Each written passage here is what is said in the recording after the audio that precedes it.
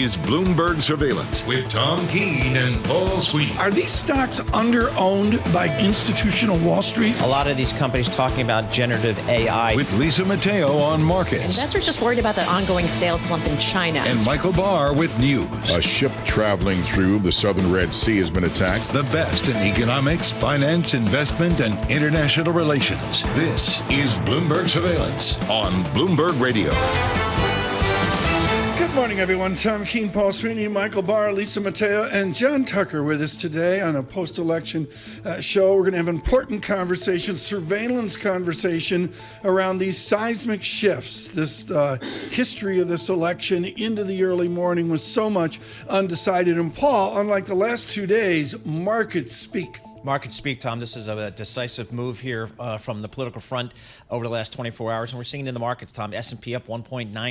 NASDAQ up 1.3%. The Dow up over 1,100 points. That's 2.8% on the Dow Jones Industrials. Yields also higher, Tom. The 10-year Treasury is up about 19 basis points, 4.46%. The dollar stronger as well. Yeah, the dollar move I think is important, particularly as President-elect Trump, I believe I can say that, yes, is certain to call for a weaker dollar. Just one note on the Fed coming up here on the 7th of November.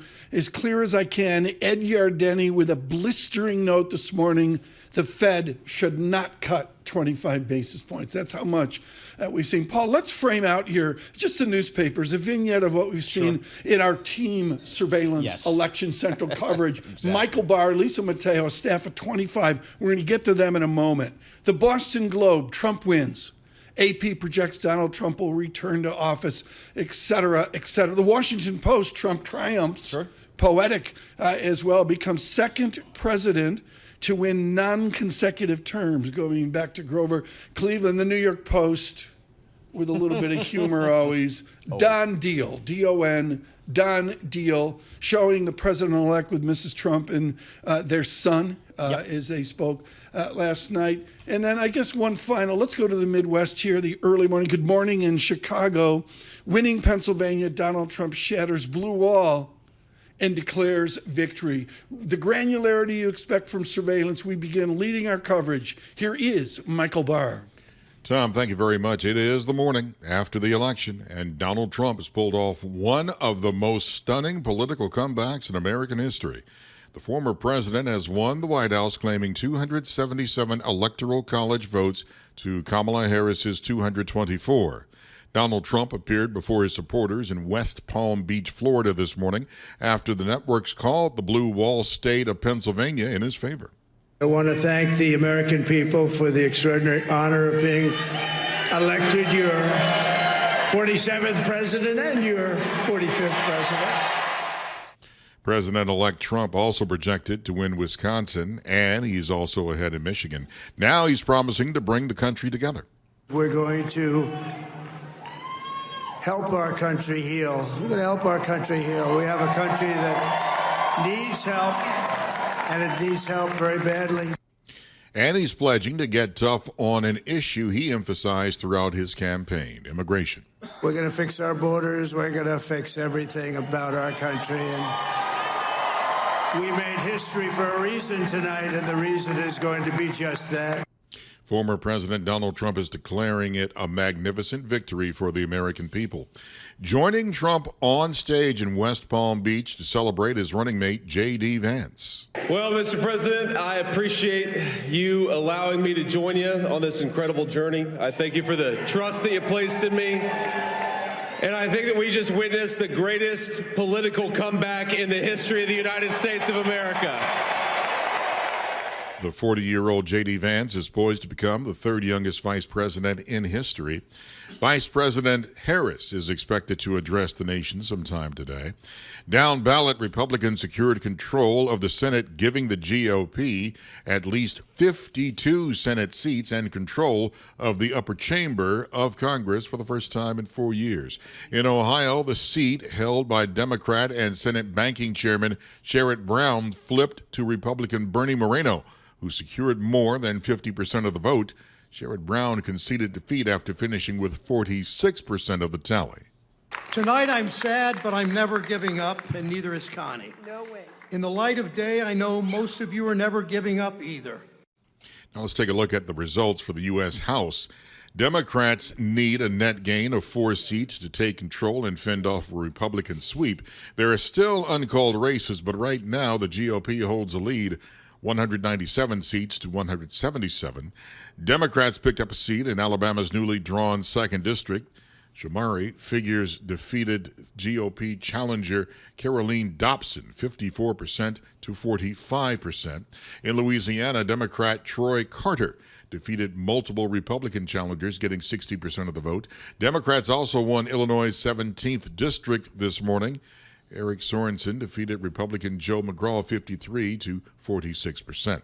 Abortion rights advocates lost on Florida, Nebraska, and South Dakota ballot measures, but prevailed in 7 other states, including Missouri, where an amendment clears the way to undo one of the nation's strictest bans. Arizona, Colorado, Maryland, Montana, and Nevada voters adopted abortion rights measures, and New Yorkers passed an amendment to bar discrimination on the basis of pregnancy outcomes.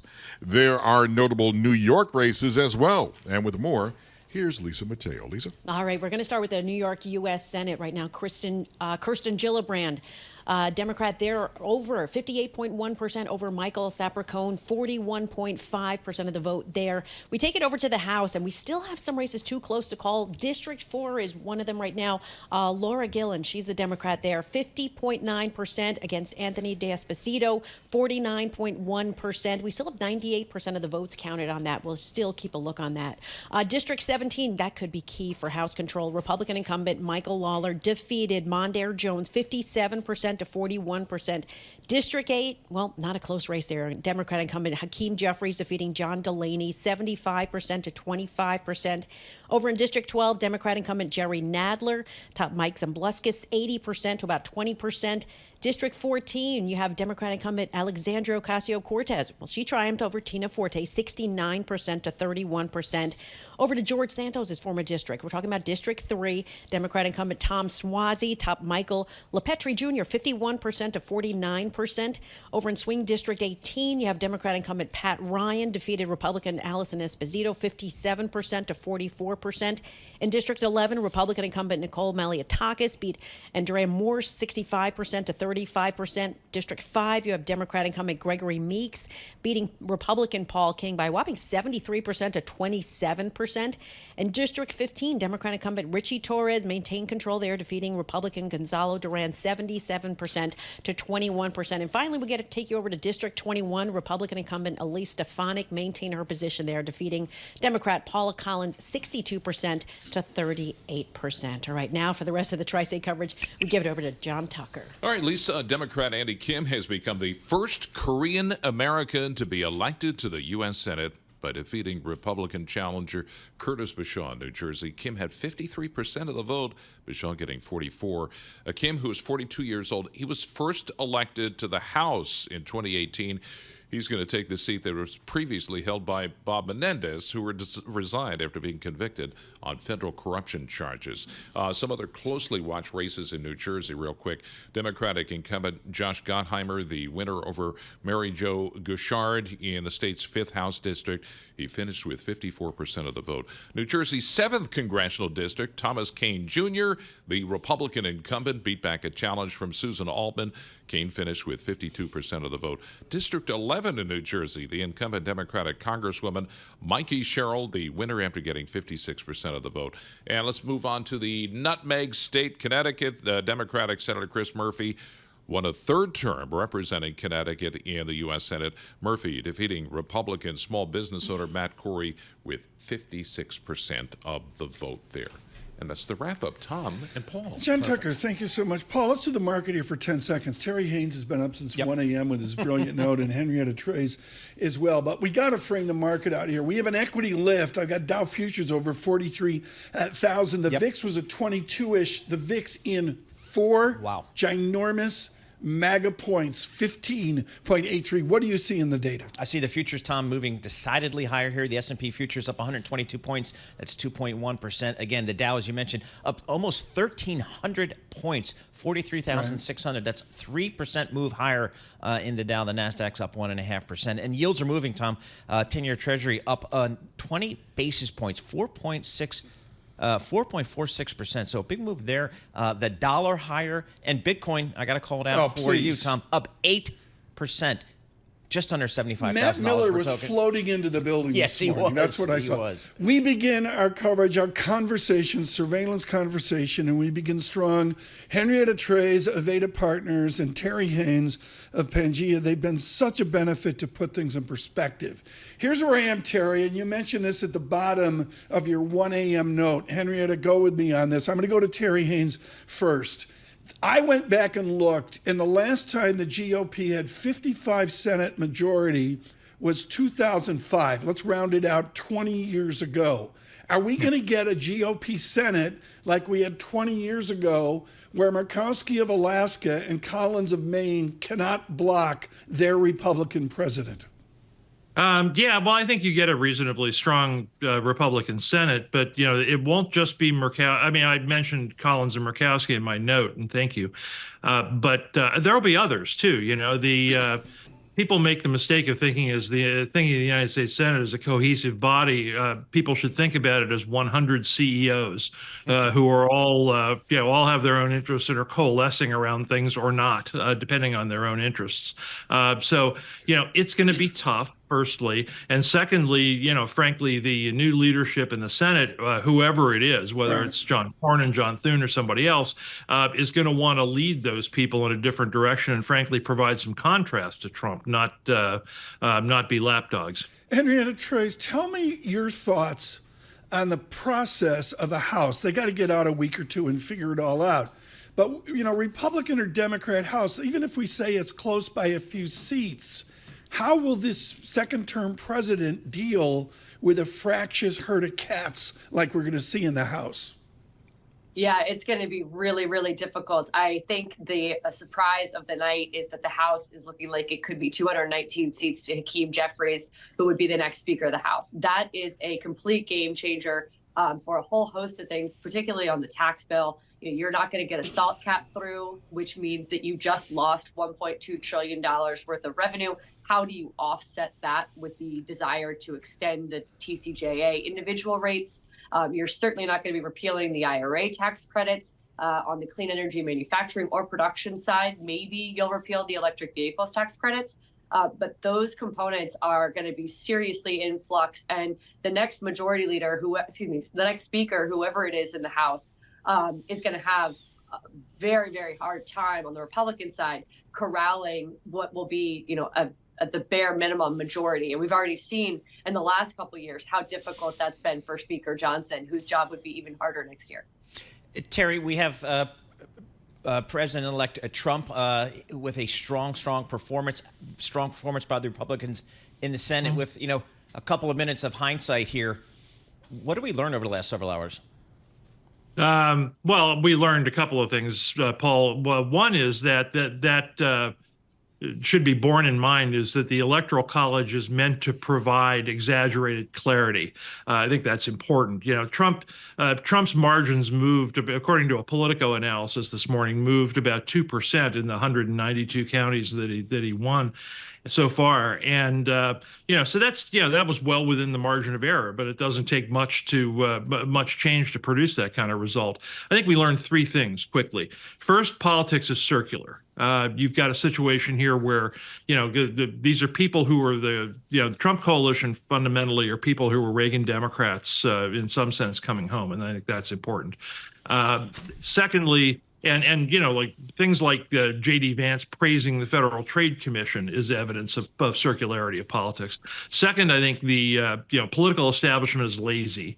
Instead of trying to provide progress for a generation, instead they went off on, and both sides went off on personal attacks, trying to hamstring Trump personally, all these sorts of things. People are tired of it. They want progress. They want movement forward. Thirdly, I think what you see is the social issues issues to some extent washing through the politics and being less important than a lot of us thought that they were even a day ago.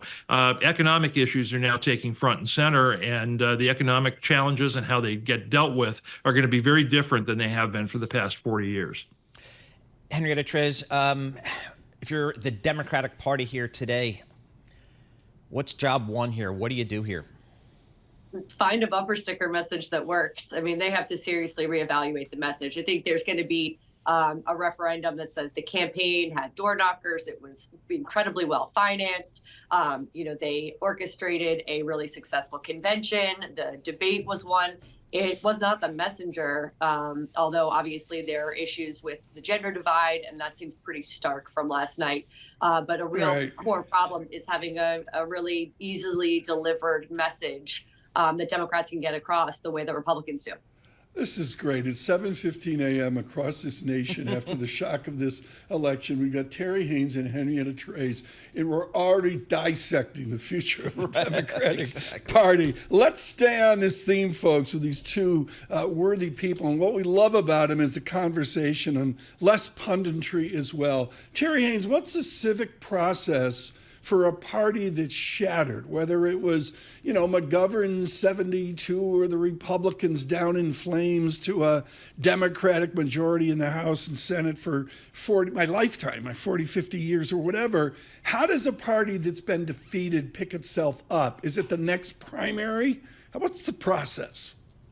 Well, they'll all do. What you'll see from Democrats certainly is you'll see a lot of post-morteming and a lot of Opus Dei style self-flagellation.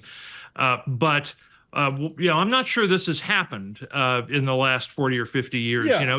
Even when Mondale got crushed by Reagan in 1984, what was underneath there was a continued movement towards Democrats in Congress. There hasn't been a situation where one party has really been pushed down quite in this way in quite some time. Maybe back to 2006 would be the last time with Democratic Congress up. I'm not sure they learned the lessons on the Democratic side quickly. The reason why I say that is because you have so many institutionalized interest groups that are in favor of the status quo, frankly, that a new message takes a really long time. Bill Clinton was the last person to really successfully take the chess pieces and throw them up in the air. It was over 30 years ago. Henrietta Trez, just one anecdote here. I stood with Newt Gingrich at 2 a.m. at the Hanover Inn, Dartmouth College, Hanover, New Hampshire. And Newt gave me a piece of wisdom. He said, when you get defeated, it takes 4 cycles to realize you've been defeated.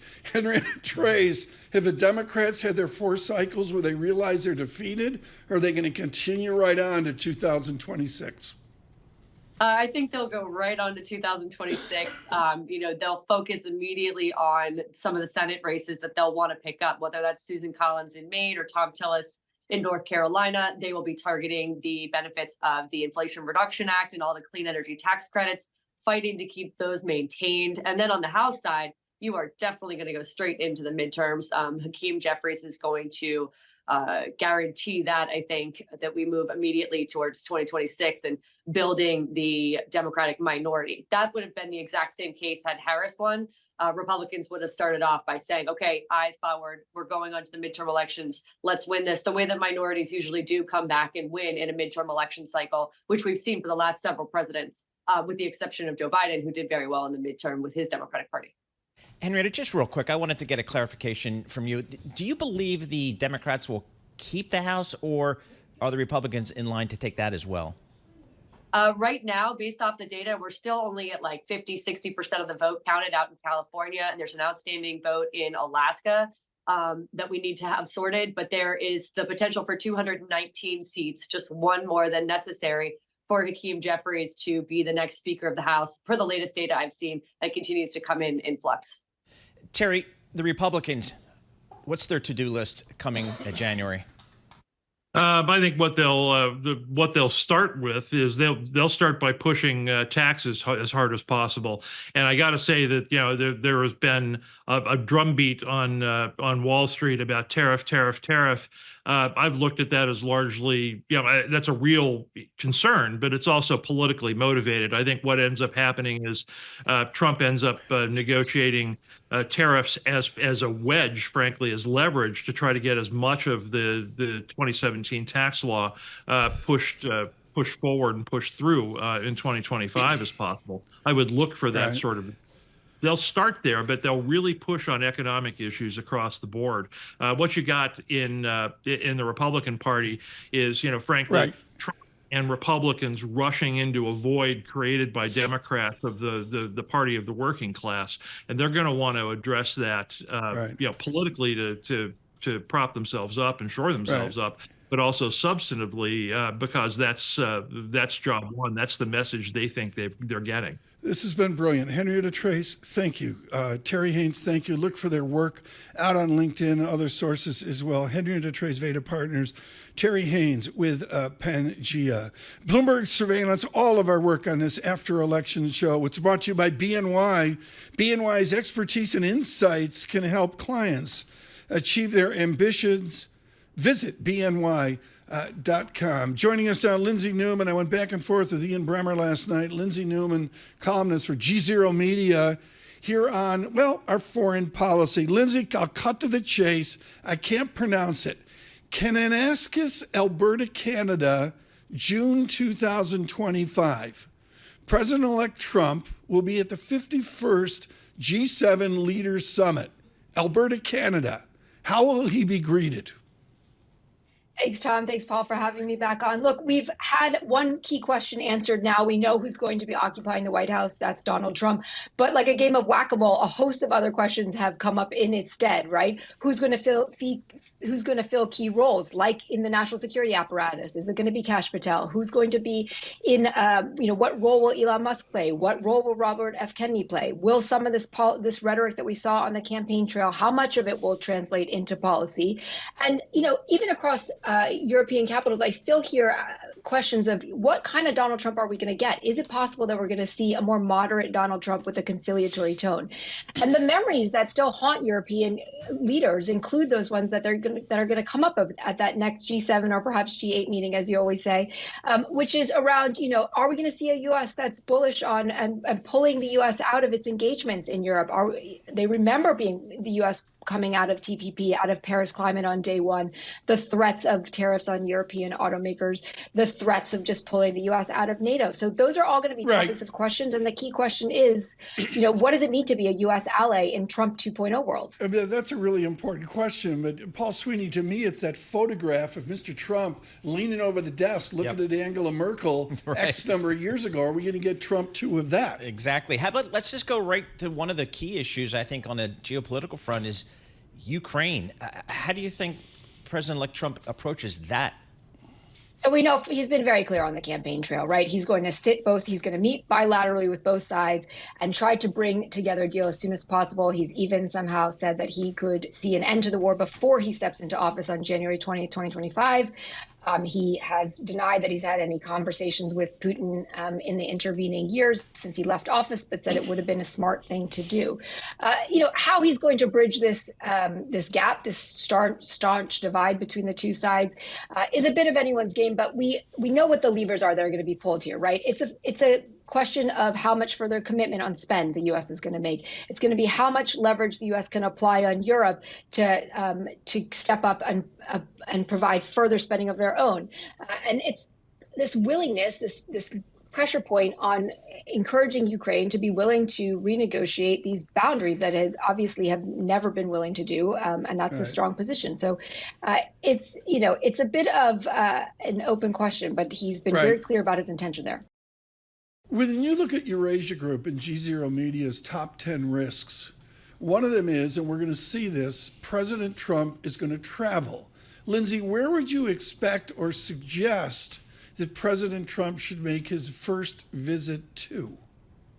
Well, where he's going to go and where he should go are two different things. I mean, I'm sure if he wants to shore up any trepidation that's being felt very widely across Europe, he should make that trip to Germany, or perhaps Macron would just love it if he visited him in France.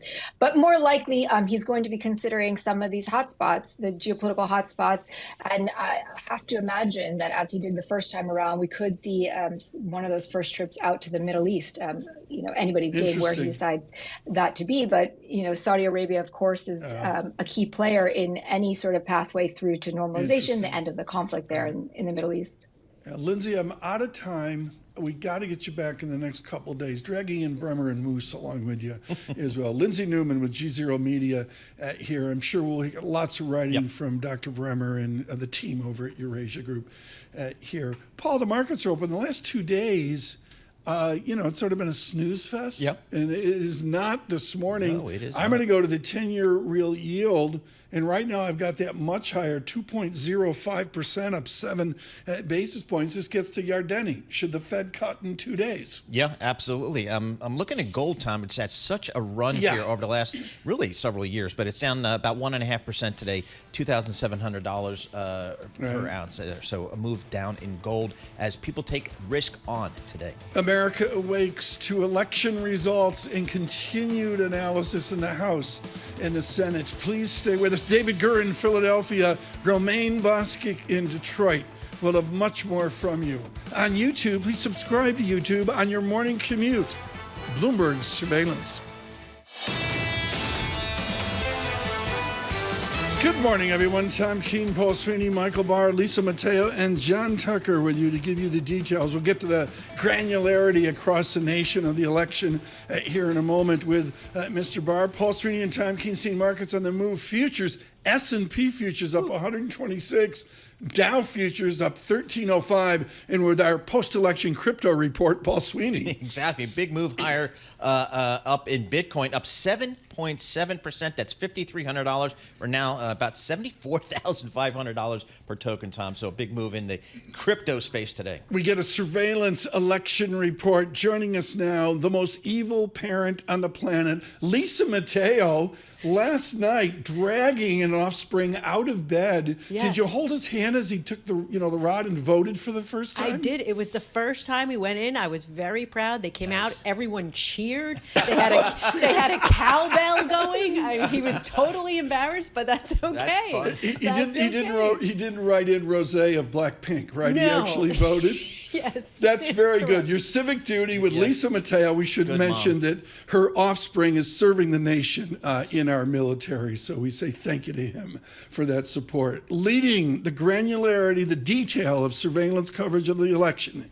Here's Michael Barr. Tom, Paul, Lisa, thank you very much. Donald Trump was elected the 47th president of the United States. He pulled off a stunning political comeback. Trump has claimed 277 Electoral College votes to Kamala Harris's 224. Trump appeared before his supporters in West Palm Beach, Florida this morning after the networks called Pennsylvania in his favor. America has given us an unprecedented and powerful mandate. Donald Trump also says that he will usher in a golden age for America. I will fight for you, for your family, and your future. Every single day I will be fighting for you, and with every breath in my body, I will not rest until we have delivered the strong, safe, and prosperous America that our children deserve. And the former president, he preys on one man who put millions of dollars in super PAC support behind his campaign, Elon Musk. A star is born, Elon. Now he is. Now he's an amazing guy. We were sitting together tonight. He spent 2 weeks in Philadelphia and different parts of Pennsylvania campaigning. The world's richest man spent at least $130 million to help Trump and Republicans win. Vice President Harris is expected to address the nation later today about her loss. Down ballot, the GOP now has control of the Senate with 52 Republicans. In Ohio, Republican Bernie Moreno flipped the seat held by Democrat and Senate Banking Chairman Sherrod Brown. Brown conceded defeat after finishing with 46% of the tally. We may be tempted to say hope was not enough. We might be tempted to second-guess ourselves and question whether we worked hard enough or long enough. That is not our story tonight. Republican Tim Sheehy, a former Navy SEAL and the founder of an aerospace company, ousted Democrat John Tester in the Montana Senate race 53% to 45%. Republicans eyed the Montana race as one of their best chances to pick up a U.S. Senate seat. As for the House, Democrats are fighting to gain 4 seats to take control, but right now, Republicans lead 197 to 177. Celebrating his re-election in Louisiana, House Speaker Mike Johnson spoke in Shreveport late last night. When Republicans regain control, which we pray tonight that that's what's going to happen, we're going to have the most aggressive first 100 days agenda that anybody's seen in a modern era. And then 10 states had abortion-related propositions on the ballot this year. Most of them expanded access to that procedure, and most of them passed. 7 states voted to expand or guarantee access to abortion and reproductive health care. They include Arizona, Colorado, Maryland, Montana, Nevada, and New York. Missouri voters voted to overturn their state's abortion ban. Florida and South Carolina voted against expanding abortion rights. Florida's restrictive 6-week ban stays in place. And now, with more on what's going on in the New York races, here's Lisa Mateo. And we'll start with the New York Senate, where Democrat Kirsten Gillibrand defeated Mike Sapercohn. It was 58% to 42%. We still have a few races too close to call. The one race in particular is District 4. Right now we have Anthony D'Esposito. He's the Republican incumbent taking on Laura Gillen. Right now we do have Laura Gillen. It had 50.9% to 49.1%. You have 98% of the votes still counted for that. We move over to District 17. Republican incumbent Michael Lawler defeated Democrat Mondaire Jones 57% to 41%. In District 8, well, not a close race. You have a Democrat incumbent Hakeem Jeffries defeating Republican John Delaney 75% to 25%. District 12, Democrat incumbent Jerry Nadler topped Republican Mike Zambluskas 80% to about 20%. Over in District 14, Democrat incumbent Alexandria Ocasio-Cortez, squad member, triumphed over Tina Forte 69% to 31%. We have George Santos' former district. That's District 3, Democrat incumbent Tom Suozzi topping Republican Michael LaPetri Jr. 51% to 49%. Over in Swing District 18, Democrat incumbent Pat Ryan defeated Allison Esposito 57% to 44%. District 11, Republican incumbent Nicole Maliotakis beat Andrea Morse 65% to 35%. And then in District 5, Democrat incumbent Gregory Meeks beat Republican Paul King by 73% to 27%. Over to District 15, we have Democrat incumbent Richie Torres, main control there, defeating Republican Gonzalo Duran 77% to 21%.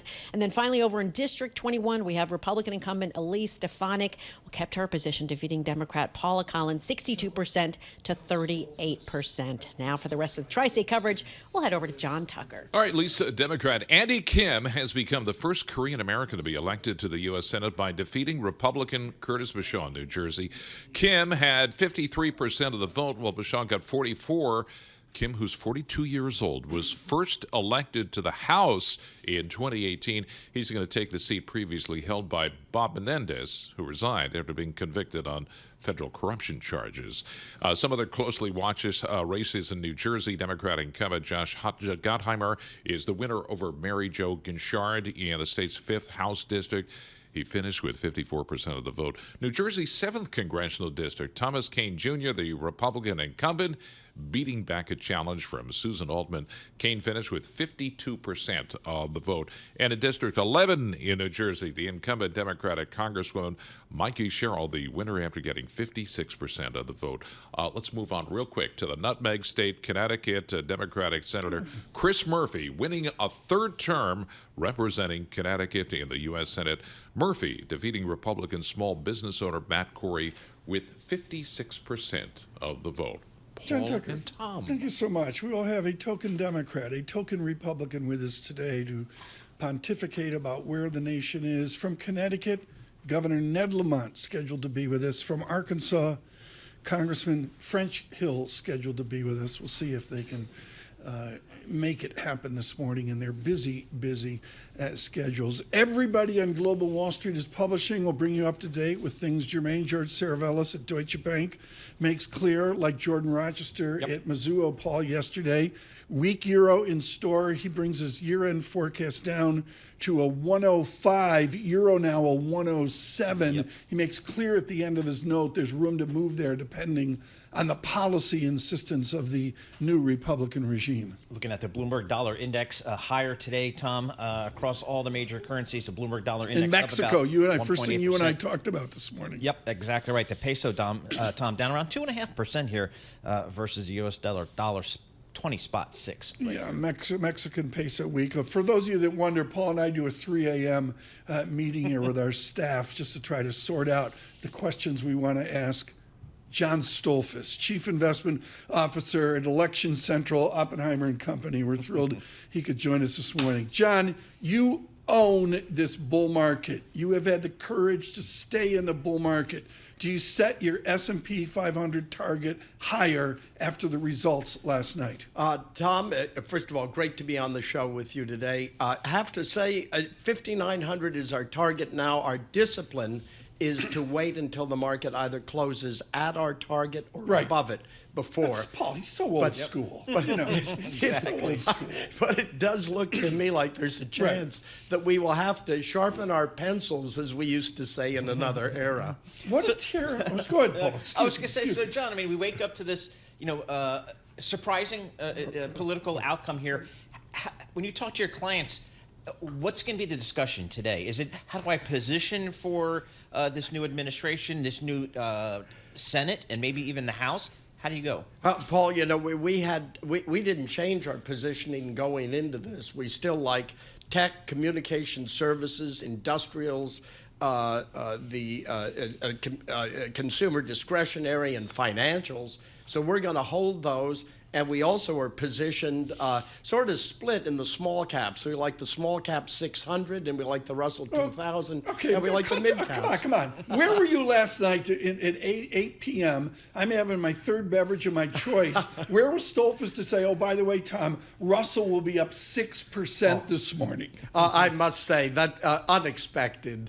But we would, once we saw it happening, we do recognize this is a broadening of that rally that began at the bottom of the market last October. Everyone's got wrong the resiliency of American economic growth. Fold in the emotion of this political moment into a GDP call, into nominal GDP revenues, into earnings. How do you do that process? Well, I think the process of it is rather complex, and a lot of it has to do with weighing in who's leading the Fed and how successful have they been in terms of monetary policy. I think so far what we're seeing is the economy is in good stead, and likely we thought either way the economy was in good enough stead for the markets to move ahead from here. But it looks like right now there's a little bit of extra excitement, to say the least. Paul, to mention again, Ed Yardeni saying, stop it, don't cut rates in 2 days. Because you got the Sweeney 2-year, where is it right now? 2-year yield, 4.27%. So what do you make of the bond market? Again, we got the long end of the curve yields up dramatically, up 22 basis points here. How do you think about kind of how this yield curve and will play out over the next several weeks and months? Well, we can't help but think that ultimately the market and I think general commentators are going to recognize that when it comes to Trump and this tariff business, a lot of that is the real estate operators' first bid on a piece of property. Somebody comes to him, they tell him this is worth $1 billion. He says it's worth $50 million. And they start negotiating. We can't help but think that both internationally, the story is Mexico has taken over China in terms of a source of imports in the U.S. This is, we think it's probably a lot less drama in some areas and more drama in other areas than might be expected. But this is, we think overall, this appears good for the economy. This has been the biggest shock since Truman beat Dewey. You were there, okay? When you get a pop like this, the Dow future's almost 44,000, up 3.2%. Does John Stolfus have a patience deploy cash in December tone? Or is it like, let's go get on board, put cash to work now? I think we already are at a point now where we're telling people at this point, you can add to positions. A lot of our clients have been riding this with us for quite a while because, as you know, we've been bullish for quite a while. To say that's an understatement in many ways. But we would think, just realize that you're increasing your cost basis when you add on at this point. But the likelihood, what we've seen in earnings, the EA page on a Bloomberg told us over the weekend that earnings were growing over 8%. Revenue growth was good. We had 3 sectors, as I recall, double-digit earnings growth. Should we do political punditry with John Stolfus? I think shot. we should. Based on what you just said, how did Harris lose? I mean, Biden handed her a buoyant John Stolfus economy. What happened? I think really what happened is I think that the Democratic Party had veered too far left, and I think that's what the voters said. It's for traditional Democrats, it just had moved too far left and was highly divisive. And I think for all that Trump has often said that he's very divisive himself, I think some of the comments were rather extraordinary over the course of this election. And I think people wanted to change, and they wanted to change back to something that they were more familiar with. The Biden administration was a disappointment ultimately, and then what we had in effect, Harris was very much unknown, and she didn't give us a lot of clarity really of what she wanted to do until it was very late in the process, I would think. General Counsel of Oppenheimer just said, why is John Stolfus punditry? I'm sorry, John. After you've been there like 6-7 years, I hope they don't show you the door here. Paul, save Stolfus. John, I mean, one of the things is just the expectation is under Republican administration and now Congress, maybe from a regulatory perspective, things will loosen up on the margin. Are there certain industries that you think benefit from them, whether it's energy or? I think energy, financials, industrials, just go across the 11 sectors. It looks to me like there will be, there's a sigh of relief, but we were looking for a sigh of relief rally, first of all, just at the end of the political process to know who's running, who won. There's a relief with the market. Well, I looked at 2012, which I think was Romney. I'm sorry, folks, I've had no sleep. Gura made me do an all-nighter. But the answer is 2012, if I editorialize, from the first week of December was a moonshot. Do you suggest that could happen? You mean in terms of the market? The market. Yeah, I think it's very, very possible. I was in triple leveraged all cash. I missed it. I recall. Yeah. And, That's when I joined Oppenheimer. Was in 2012. I've been in the business for 41 years. But really? 2012. I didn't know that. Yeah, since 2012. And in this process, but I do think one thing people should remember: trees don't grow to the sky. Any catalyst that bears can find as an opportunity to take some profits without FOMO amidst what may be very well a secular bull market they're going to take. 20 seconds. Can you give me 6,000 this morning? Not this 5,900. I got to stick with the 59, but I have to admit, I look at 6,000 and wish that I weren't so disciplined. Okay. John Stolfus, the disciplined one of Oppenheimer and Company. Wonderful to have his decades of perspective here. Like Gina Martin Adams is another one. The courage. Brian Belsky at BMO. The courage to be in the market is so important. Speaking of the market, we've got to get a view on it. The VIX 22 down to 15.83. That's a Lisa Mateo move. With our Bloomberg Business Flash, the Interactive Broker Studio, Lisa.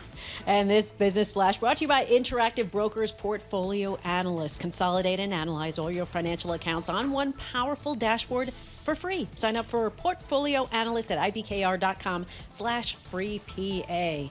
All right, let's get to it. We've got futures advancing, the dollar surging, treasury yields jumping, Bitcoin soaring to a record, all as the Trump trade erupts across markets. Let's start with futures. We have NASDAQ futures up more than 1.5%, 351 points. Dow futures up 3%. 1,369 points. S&P futures up more than 2%, 134 points. We head over to the 2-year yield, 4.25%, up 7 basis points. A yield on the 10-year, 4.44%. That's up 17 basis points. Have to take it to the 30-year, 4.64%, up 20 basis points. To currencies, the dollar up more than 1.5%. We have the Japanese yen down more than 1.5%. The euro down 2%. British pound down nearly 1.5%. Bitcoin up 7.5% at around 74,000. That, of course, in response to Donald Trump's support of digital assets. I want to take a look at those crypto stocks. So you have CleanSpark up 13%, MicroStrategy up 11%. We head over to shares of Trump Media and Technology up 37%. And also a result of this, shares of Tesla up 12%. Investors feel Elon Musk is going to benefit from Donald Trump's win. And then you have that division of Musk's SpaceX. It's Starlink. That's in the spotlight because of Donald Trump's win. It's also pushing shares of its competitors lower. Global Star, it was down 7%, now down about 1%.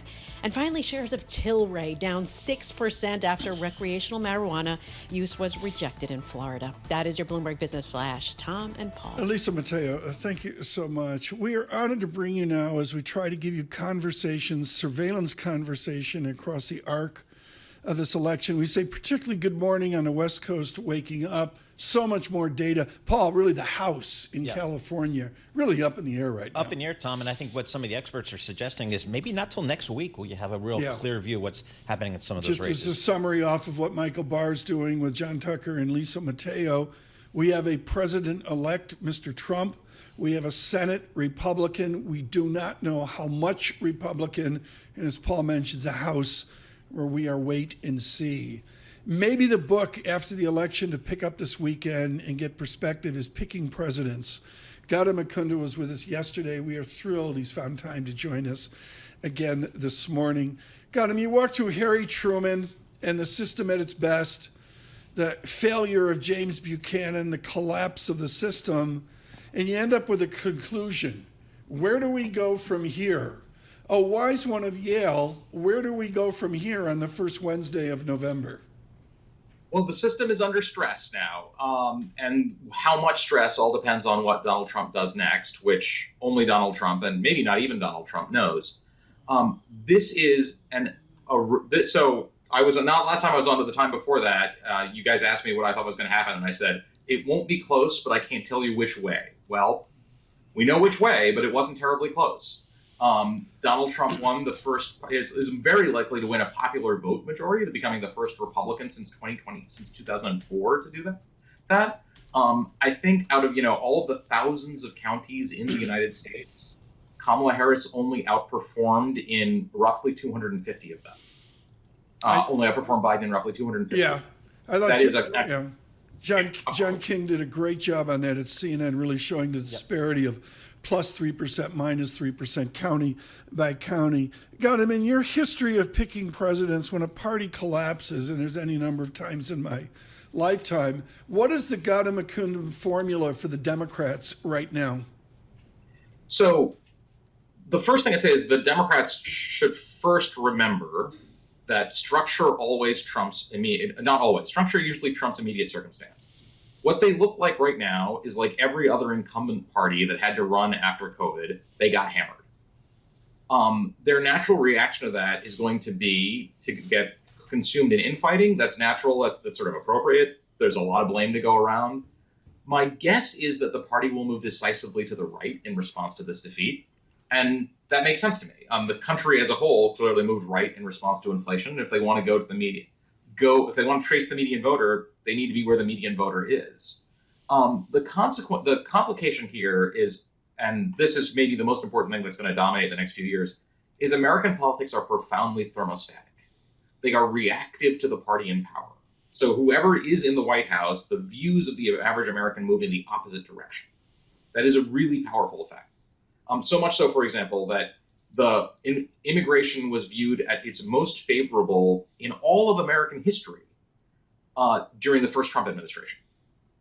So what you're likely to see pretty rapidly over the next and then maturing and going even further over the next 4 years, is a thermostatic reaction on the American public, just not because of anything that the Trump administration do, but because that's how public opinion works. That structure swamping individual decisions.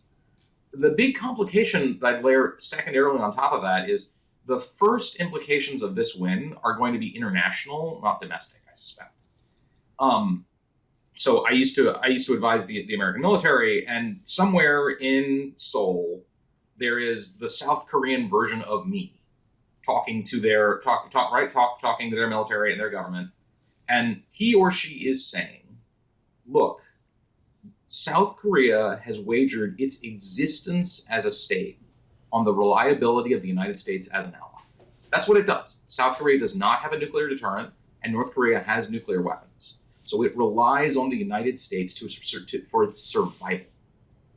If you were a South Korean strategist, could you do that in an era where Donald Trump has been elected president of the United States not once but twice? Yep. I can tell you what I would say, which is that is an act of madness, and we need to acquire nuclear weapons as fast as possible. All right, so Gautam, here we have President Trump reelected. We have a Republican Congress. What do you think the to-do list for the new Trump administration will look like here? No, first we don't know about we have Republican Senate. We don't know about the Congress yet. Correct. So first they're going to staff up. Judging by what happened in the Trump campaign, you should expect people to be surrounded by Trump. The people surrounding Trump to be people who sort of bought into the openly quite authoritarian approach that he took in his campaign. I will take my read on that is this is not the American public's endorsement of that approach. That approach is what kept the election relatively close. So I don't think that will be popular, but it is the way they want. It is the way that there's every reason to believe they will go. Go ahead. Professor, I got to interrupt because we're really cutting short on time, and this is too important. This morning, as America wakes, whatever their political persuasions, do we have checks and balances? We have a few, but they're pretty weak. The judiciary has demonstrated that they are going to be remarkably compliant to the views of Donald Trump. The Senate, is certainly not just Republican, but is likely to be Republican for a decade, given the breakdown of the seats that have been won. And even if the House is held by Democrats, it's going to be a tiny majority with people who will be under enormous pressure from a Department of Justice, for example, that's likely to be weaponized. And we've already seen major civic institutions that have been willing to yield as well. I'll say, you guys are, Bloomberg is going to be one of the few major national press institutions that has the resources to stand on its own. A lot is going to depend on you. Thank you so much. Gautam Mukundam of Yale University. Appreciate that. And I'm sure that John Micklethwaite, our editor-in-chief, folks, will do what Bloomberg has done for years, which is try to not cut an opinion. We saw some of those opinions last night, Paul Sweeney. People were showing their tone. We're killing ourselves every day, folks, to stay removed from Tom Keene believes this, Paul Sweeney believes that. We understand Lisa Mateo, is out front with a clear and, did you really write in The Rock? Did you really go Dwayne Johnson? You didn't write in Dwayne Johnson. She's not going to comment. I did not. You didn't? The temptation was there. The temptation was there, but, there it is. There we are. We're going to continue our coverage. We have spectacular voices. Gura is awake in Philadelphia. Bostic, is he awake? I think so. Bostic's awake in Detroit as well. Stay with us. It's day after the election. We do this for a lady from Indiana who emailed me last night and said, oh my.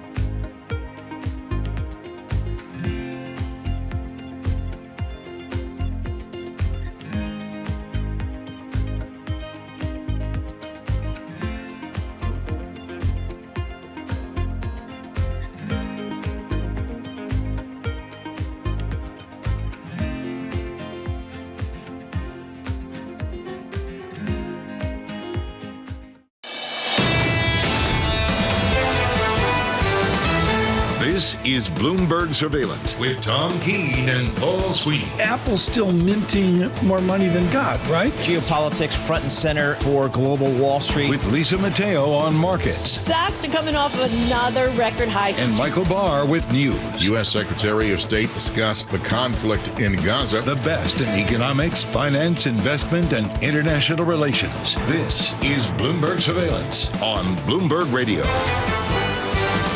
Good morning, everyone. Paul Sweeney, Tom Keene, Michael Barr, Lisa Mateo, and John Tucker. The day after the election, we'll go into our extensive granularity on all the results and the undecided elections. Paul mentioned in California really turned on its head here, and we'll have to see into that today, into the weekend, maybe into next week as well. Great conversations coming up. In this hour, we will speak to the Democrat of Connecticut, Ned Lamont, scheduled to be with us, French Hill of Arkansas, the Republican scheduled to be on later as well. Markets move. I want to do that right now, and then we'll get on to the politics and all that. But I'm sorry, Paul, it's a seismic move. We knew it'd move, but I'm going to suggest, Paul, with small caps up 6.1%. Yep. This is a ginormous move. It's a ginormous move. It's a risk on here this morning, Tom. S&P futures up 2.3%. The Dow, I want to call out the absolute number, up 1,350 points here. We're 43,700. That's up 3% on the day. And the NASDAQ futures up 1.7%. So big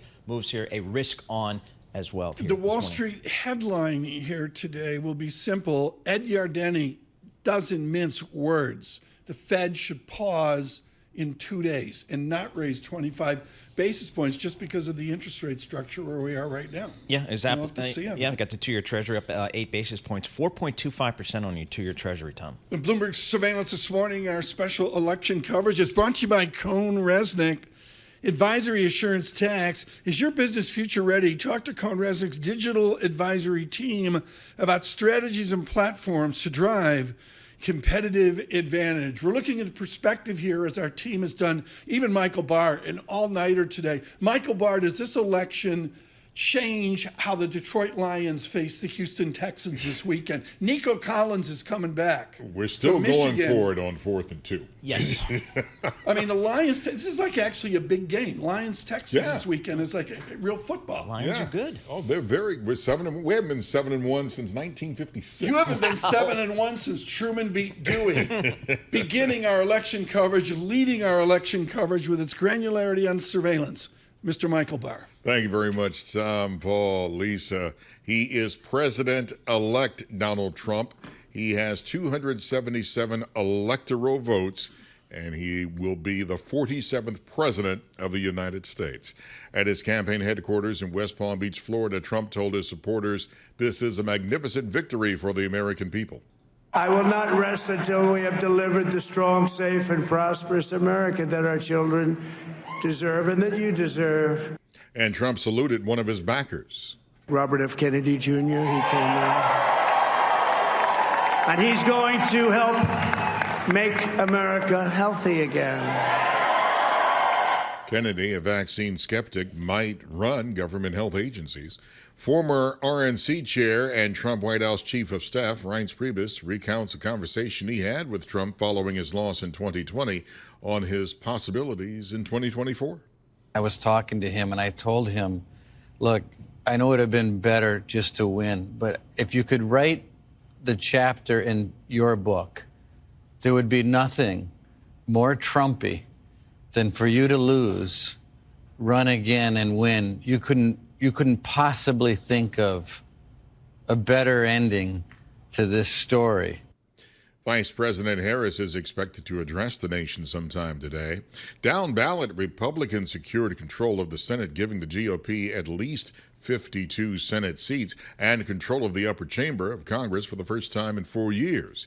In Ohio, the seat held by Democrat and Senate Banking Chairman Sherrod Brown flipped to Republican Bernie Moreno, who secured more than 50% of the vote. Sherrod Brown conceded defeat after finishing with 46% of the tally. This is a disappointment, but is not a failure. Now let's take a look at the results for the U.S. House. Democrats need a net gain of 4 seats to take control and fend off a Republican sweep. There are still uncalled races, but right now the GOP holds a lead, 197 seats to 177. Democrats picked up a seat in Alabama's newly drawn 2nd District. Shamari Figures defeated GOP challenger Caroline Dobson 54 to 45%. In Louisiana, Democrat Troy Carter defeated multiple Republican challengers, getting 60% of the vote. Democrats also won Illinois' 17th District this morning. Eric Sorensen defeated Republican Joe McGraw 53 to 46%. Several states had abortion rights items on the ballot. In Florida, an abortion ban after 6 weeks remains in effect. A right to an abortion failed. In Montana, voters approved abortion rights in the state constitution. Arizona, Colorado, Maryland, and Nevada voters also adopted such measures, and New Yorkers, they passed an amendment to ban discrimination on the basis of pregnancy outcomes. Abortion rights advocates lost also in Nebraska and South Dakota. Several states considered whether to legalize marijuana. Florida said no. South Dakota and North Dakota said yes to legal pot. Voters in Nebraska approved medicinal marijuana. I'm Michael Barr, Bloomberg Radio, and now a look at some of the big New York races. Here's Lisa Mateo. And we'll start with New York U.S. Senate. Democrat Kirsten Gillibrand, she defeated Mike Sapercohn 58% to 42%. Now we move on to the House, where we have District 4, still a close call right now.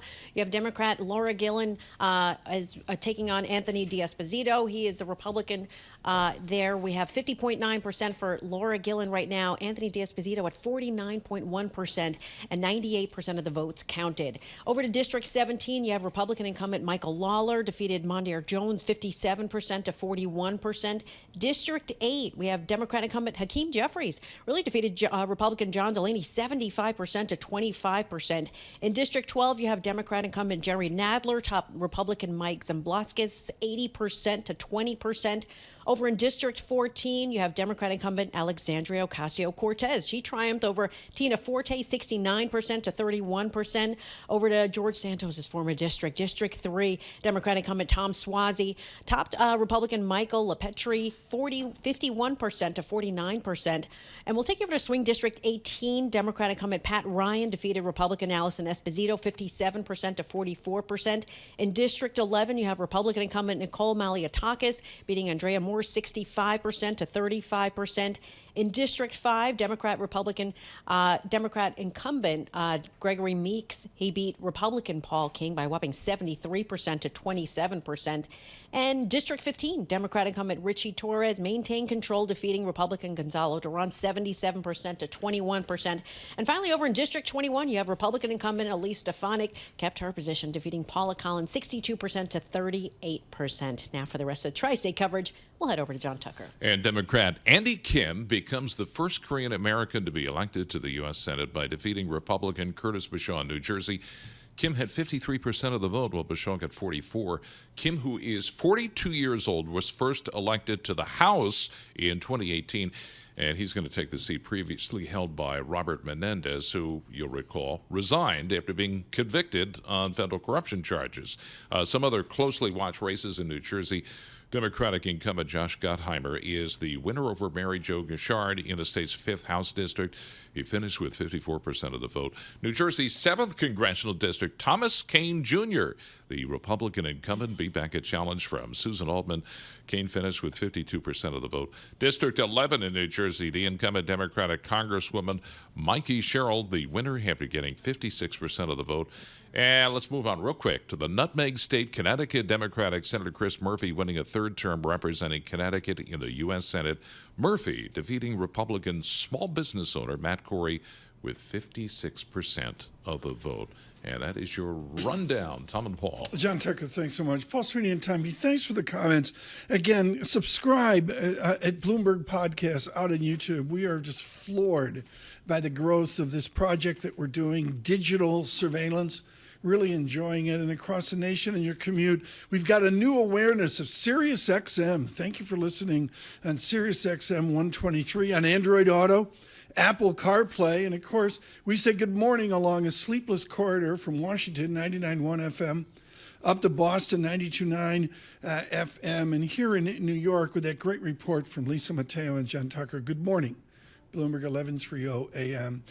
This is arguably the most important conversation of the day. Libby Cantrell is with the Pacific Investment Management Company, PIMCO, and she is expert on Washington process, and she joins us right now. The president-elect is going to want to run this from the White House with some form of autocratic certitude. Who knows what it's going to be? Where are the checks and balances if we presume a Republican Senate, 55 senators back to 2005 maybe, a House, maybe Democrat, maybe Republican? Where does Libby Cantrell see the checks and the balances of our legislation? Yes. Well, good morning. So the Senate looks almost definite that Republicans will have a 53-47 majority, Okay. and then two, Nevada and sort of Michigan, depending on how those states are called. So, 53-47, a bit of a check, right? You need 60 votes still in the Senate to pass major legislation, except for tax bills, which can be passed via budget reconciliation, which only requires 50 votes. People's eyes glaze over, understandably, but it's actually quite important. Yes, mine just did. Yes, I know, but it is actually quite important. The House, however, looks like it's going to be very close. It will likely be kept in the kind of the Republican column, but maybe they only have one, 2, 3 seat majority. But Libby, but that matters. Within American political punditry, let's go like all the TV networks and that. Yeah. Is our legislation, our law going to be run out of 1600 Pennsylvania Avenue? How do you respond to that? Well, look, I think from an economic perspective, there are many things that Trump can do unilaterally that he's already talked about doing. He will increase tariffs. I mean, I think our view is that this is an ideology of his that has been, for his entire public life. So we're expecting tariffs to go up. Now, how much they go up and what the exact policy looks like, I think, remains to be seen. Immigration, he can do unilaterally in terms of slowing the flow and basically, stopping the border. But outside of that, I think this is really quite important. You need the Congress. So the bigger majority in the Senate is important. He can get all of his folks confirmed. That's going to be very important for him. But if he doesn't have a bigger majority in the House, he'll be able to pass things for sure. But it's going to be a lot more of a negotiation than I think what maybe the market expects right now. About the financial services industry, talk about an industry that feels that has more than maybe its fair share of regulations. What do we know about the Trump administration and how they view the financial services industry? Yeah, so I think a couple of things, just to, for folks listening. There are a few regulators that Trump can replace basically day one. That's the CFPB, the Consumer Financial Protection Bureau, the FHFA, which oversees Fannie and Freddie, the OCC, and then he can likely nominate the new chairs of the SEC and the CFTC, but that will take time. The Fed, however, it's pretty clear that he cannot do anything with Chairman Powell. So Powell's here to stay at least until 2026 when his term as chair is over. So in terms of putting fingerprints on financial regulation, there are areas where he absolutely can do this sort of day one. But basically everything else in terms of talking about Basel III Endgame, that will take some time. But to be clear here, the direction of travel is clear. There's going to be a softer touch on financial regulation, and that's why financials are cheaper. Libby, please stay with us. Libby Cantrell with us with PIMCO. We're going to come back to Ms. Cantrell here in a moment. Right now, as we have French Hill with us of Arkansas later, we have a Democrat, but he is a unique and different Democrat. How many Democrats really started out as a selectman on the finance committee of their given village and town? Right. His was in the advantage of Greenwich, Connecticut. Joining us now, the governor of the state of Connecticut, Ned Lamont, Democrat. And Ned, an honor to have you on with us today. I'm going to suggest you are a wing of the Democratic political experiment, more conservative. How do you drag your brethren towards the Lamont politics in the next 2 and 4 years? Hey, well, good morning, Tom. Look, it was a wipeout last night, and I hope it's a wake-up call for the Democrats. It was not a wipeout in Connecticut. Not only did our congressional team go back, but we actually picked up Democrats in the legislature, the House and the Senate.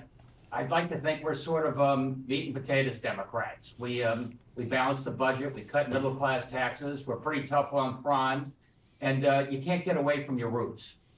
Ned Lamont, I saw last night over at CNN David Axelrod, who some people would say invented Barack Obama.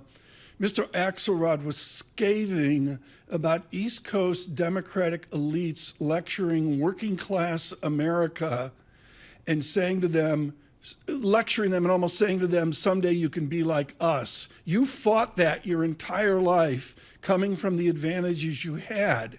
How do we get to where Axelrod wants the Democrats to be, which is they don't lecture the working class of America? They voted for Trump yesterday. I think that final couple of days, Kamala should have been in a diner having a cup of coffee and apple pie with a couple of the guys instead of Oprah and Beyonce. But, you know, that said, look, I'm an Ivy League guy. I'm from Greenwich, so I'm hardly the person to say we are going to be the party of the working families. But you got to reach out to people. You got to talk to people. Every day I go to the factory line and make sure people have a sense that we're there for them. You know, Washington, under Biden, there weren't very many business people at all in that administration. Connecticut's led by a business guy. Ned, how do you think Democrats should work with the Trump administration over the next 4 years? Well, the next 2 years, he's going to have the House, the Senate, the White House, and the Supreme Court. My job, Paul, is to, I'm a governor. I've got to work with the president. I can't sit around on the sidelines just getting angry. We work with the White House every day. Everything from the infrastructure bill, see if that gets continued. Healthcare is going to be probably at risk right now. You look at what happens to Obamacare and the exchanges. These are all places I've got to work very closely with the White House. Governor, what are you telling your fellow Democrats this morning as they wake up and they think about the future? Put away the cyanide. It's a wake-up call. The president won. He won big. He won't be complaining about the outcome and complaining about electoral fraud. I'm pretty sure about that. And we got to stand up for our values every day, remind people why we were voted back in, in bigger numbers, and make sure we also realize that we have to work with the White House. That's what the deal is. Ned Lamont, you have been a businessman. I mean, I love this. Governor Lamont volunteering at the Warren Harding High School in Bridgeport. For those of you across the nation, Bridgeport is not Greenwich, to cut to the chase. Ned Lamont, how do you get the Democrats to understand that it's not just about billionaire taxes, it's not about unrealized capital gains, it's about endorsing entrepreneurship, as Mr. Trump in his own unique way has endorsed? I thought that Kamala was getting there when she talked about the Opportunity Society, less about handouts, more about ladders and allowing people to start their own business and maybe own their own home. That's what we tried to do in Connecticut. We've had more new business startups than ever before. We used to offer big incentives to see if we can attract big companies here. Now we're allowing a lot of small companies to get some of the capital they need to start up, and it's working. So, Ned, the future of the Democratic Party here, how quickly do you think that this party will pivot, and how much does it need to pivot, do you think? Look, I think it was a wake-up call. Like I said, I hope there is some introspection going on. And, we ignored the border for too long. If they say, what's the difference between you and Joe Biden? I would have shut down that border to illegal immigration on day one. I mean, that was an answer that I think was needed. Governor, one final question this morning. I know it's an incredibly busy day for you. There's going to be a national governors meeting here coming up after this seismic shift to the right that we see in America. Give us the tone, the bipartisan tone of the governors of America as they address this new Washington. One, when the White House calls, you're there. We have the holiday dinner and we get together. I think it'll be Joe Biden's finale, if I'm not mistaken. I got to check the dates. Sure. And governors, we feud maybe publicly. Privately, you're in the kitchen and you roll up your sleeves and say, right. How you handling that Medicaid reimbursement issue? Let me tell you what we're doing. So I'd like to think there's a little more of that collaboration going on at the governor level. I don't see it in Washington. Governor, what are you going to do about Amtrak between New York and Boston? How can we, what can you do to help us with Amtrak between New York and Boston? I'm afraid we're the choke point on that, Tom, because it was built a long time ago. It winds around. But that said, with the infrastructure bill, a little credit there to Joe Biden. That's going to make an enormous difference.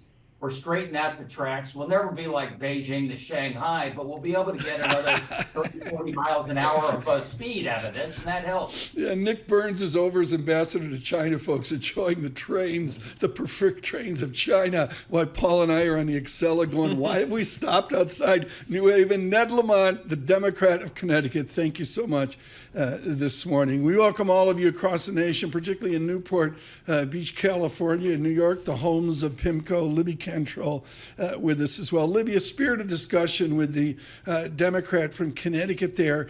I guess it's bipartisan. I mean, you know this, Libby, viscerally. There's got to be a collegiality. Howard Baker talking to Sam Ervin. Is it gone?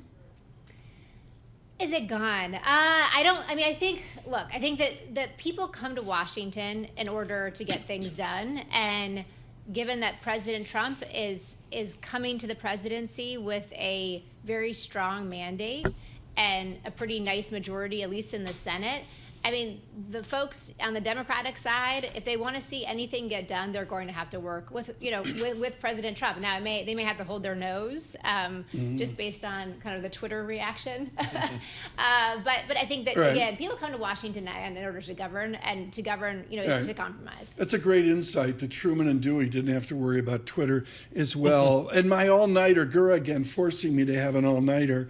I neglected to say for Governor Ned Lamont that his wife Annie Lamont is on the board of Bloomberg LP. That was my major folks this morning. Paul. Hey, Libby, if I'm an M&A banker, if I'm an M&A attorney, I think I'm pretty happy here, because the concern here over the last number of years has been, boy, it's tough to get deals through the regulatory, particularly the Federal Trade Commission. There's been some calls for some change in leadership there. How do you think we may see that reflected in the Federal Trade Commission, maybe the Department of Justice? Yeah, so I think that an important thing to keep in mind is actually that Lina Khan's term was actually expired the third week of September. So effectively, she is a lame duck. If Harris had been elected, she would have had to either renominate her or nominate somebody else. Now, of course, Trump will not. He will choose somebody else. So that is another regulatory change that he is going to be able to bring about, pretty much in short order. Now, he's going to, of course, have to get that person confirmed by the U.S. Senate and what have you. But to your point, I mean, this is absolutely kind of risk positive in terms of folks thinking I need some drama the day after an election. Is Libby Cantrell willing to say Mag 7 regulation by Washington goes away? No, and I think this is actually quite important. So executive orders will go away. But actually deregulation takes a lot of time. Usually it takes years. What I think that the market is understandably and rightfully responding to is the absence of new regulation and just more clarity in terms of the regulatory landscape. I mean, the thing about President Biden, even though he ran more as a centrist Democrat back in 2020, he really nominated and was able to get confirmed some pretty ideological folks on the regulatory side, and that is going to be a big shift. But again, we shouldn't expect necessarily deregulation. We will see some executive orders unwound that will help traditional energy in particular. The LNG export pause, for instance, is likely to go away kind of day one. But outside of that, deregulation takes much longer. Arguably, the biggest issue for corporate Wall Street is taxation. What's your call on taxation under Trump? Yeah, so this is actually where, again, sort of mind-numbing as it may be, where the chamber majorities actually do matter.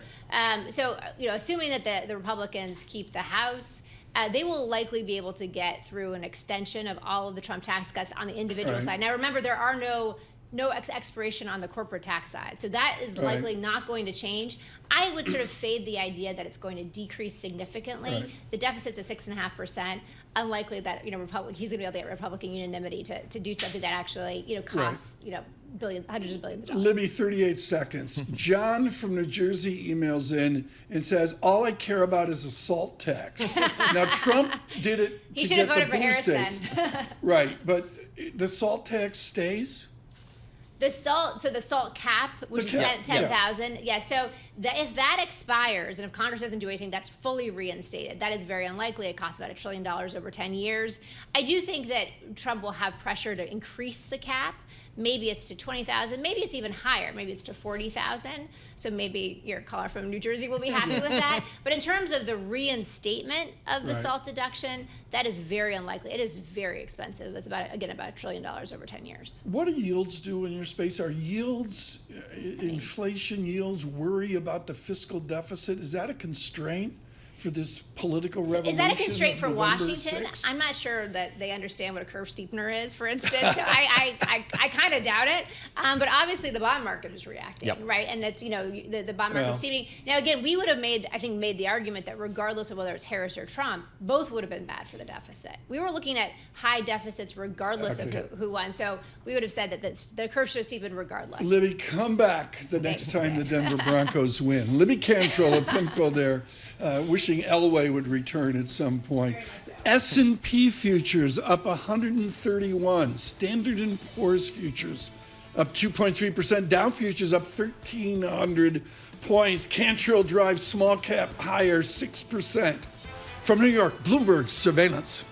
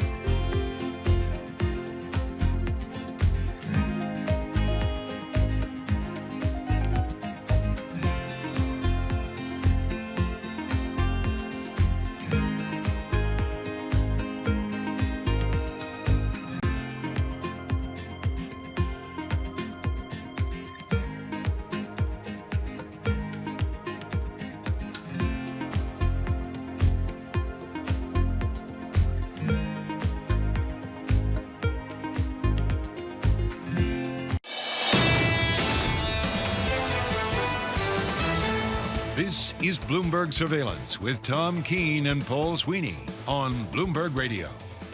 Good morning, everyone. Tom Keene and Paul Sweeney with us. Michael Barr, Lisa Mateo, and John Tucker. The day after an election, an historic election, I went over the headlines here at the 7 o'clock hour. Here at 8:30, I won't inflict that pain upon you again, but a shock of a nation. Paul, we can't say Republican sweep, can we? We're not there yet. Not there yet. We certainly have the White House and the Senate, but the House. Libby Cantrell said 53 is certain 53. Some people are suggesting maybe as much as 55. We'll see. Then at the House, Tom, as we've been reporting, too close to call, and maybe not till next week. We'll have to see. Futures up 130. Dow futures up 1,300 points, 3.1% on the Dow.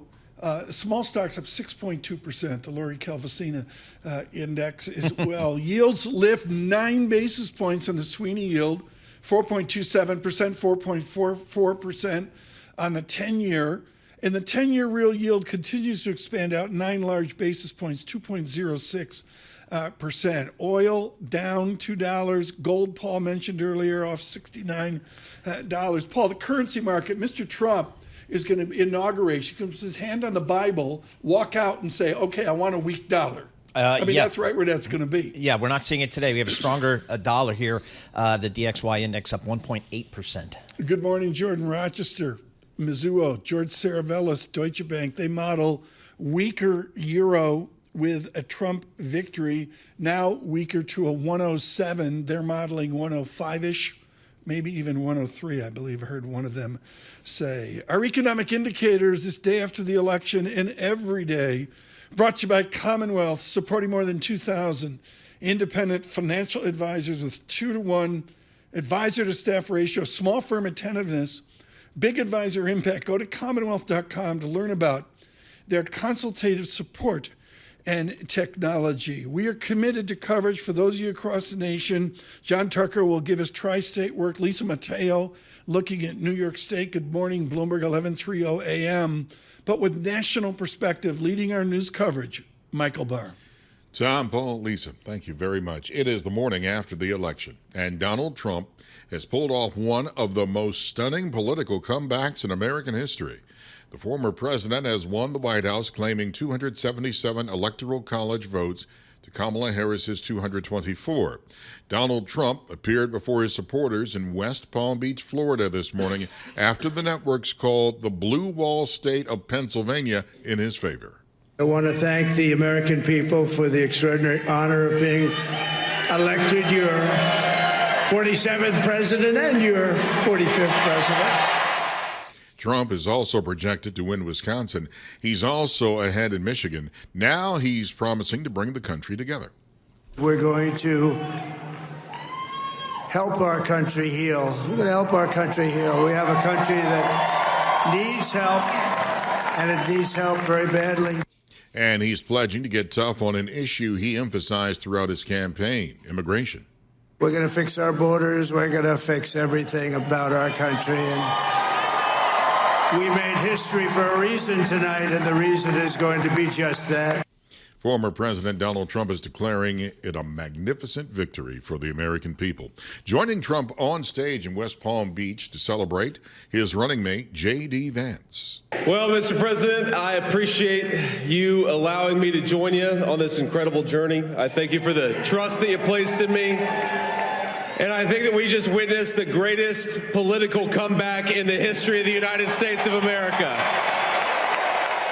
The 40-year-old J.D. Vance is poised to become the third youngest vice president in history. Vice President Harris is expected to address the nation sometime today.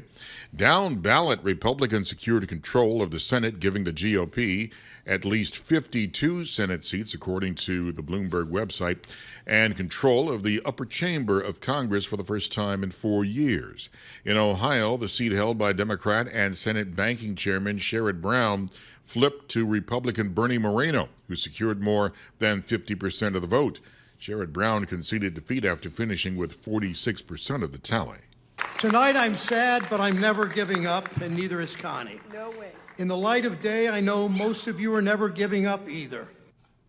Let's take a look at results for the U.S. House now. Democrats need a net gain of 4 seats to take control and fend off a Republican sweep. Now, there are still uncalled races, but right now the GOP holds a lead, 197 seats to 177. Democrats picked up a seat in Alabama's newly drawn 2nd District. Shamari Figures defeated GOP challenger Caroline Dobson, 54 to 45%. In Louisiana, Democrat Troy Carter defeated multiple Republican challengers, getting 60% of the vote.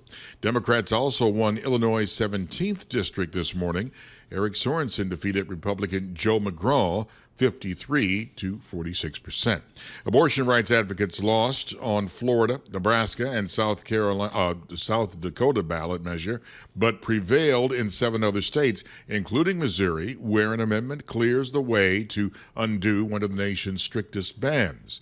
Arizona, Colorado, Maryland, Montana, and Nevada voters adopted abortion rights measures, and New Yorkers passed an amendment to bar discrimination on the basis of pregnancy outcomes. There are notable New York races as well, and with more on that, here's Lisa Mateo. And we'll start with the New York Senate, where Democrat Kirsten Gillibrand has defeated Republican Mike Sapercohn, 58% to 42%. We also have a place where we saw a flip in party control. That's District 19. Democrat Josh Riley defeated incumbent Marcus Molinaro. It was a close race, 50.5% to 49.5%. Still too close to call, though. District 4, where Anthony D'Esposito, the Republican incumbent, taking on Laura Gillen, the Democrat there right now. We do have Laura Gillen up 50.9% to Anthony D'Esposito, 49.1%, and about 98% of the votes have been counted there. Over to District 17, Republican incumbent Michael Lawler defeated Mondaire Jones, 57% to 41%. In District 8, we have Democratic incumbent Hakeem Jeffries really defeating Republican John Delaney, 75% to 25%. District 12, Democrat incumbent Jerry Nadler, top Republican Mike Zamblaskis, 80% to 20%. Over in District 14, Democrat incumbent Alexandria Ocasio-Cortez. Well, she triumphed over Republican Tina Forte, 69% to 31%. And George Santos' former district, District 3, Democrat incumbent Tom Suozzi, topping Michael LePetri Jr., 51% to 49%.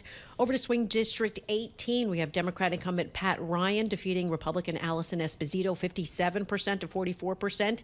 In District 11, you have Republican incumbent Nicole Maliotakis beating Democrat Andrea a more 65% to 35%. In District 5, Democratic incumbent Gregory Meeks beat out Republican Paul King by 73% over to 27%.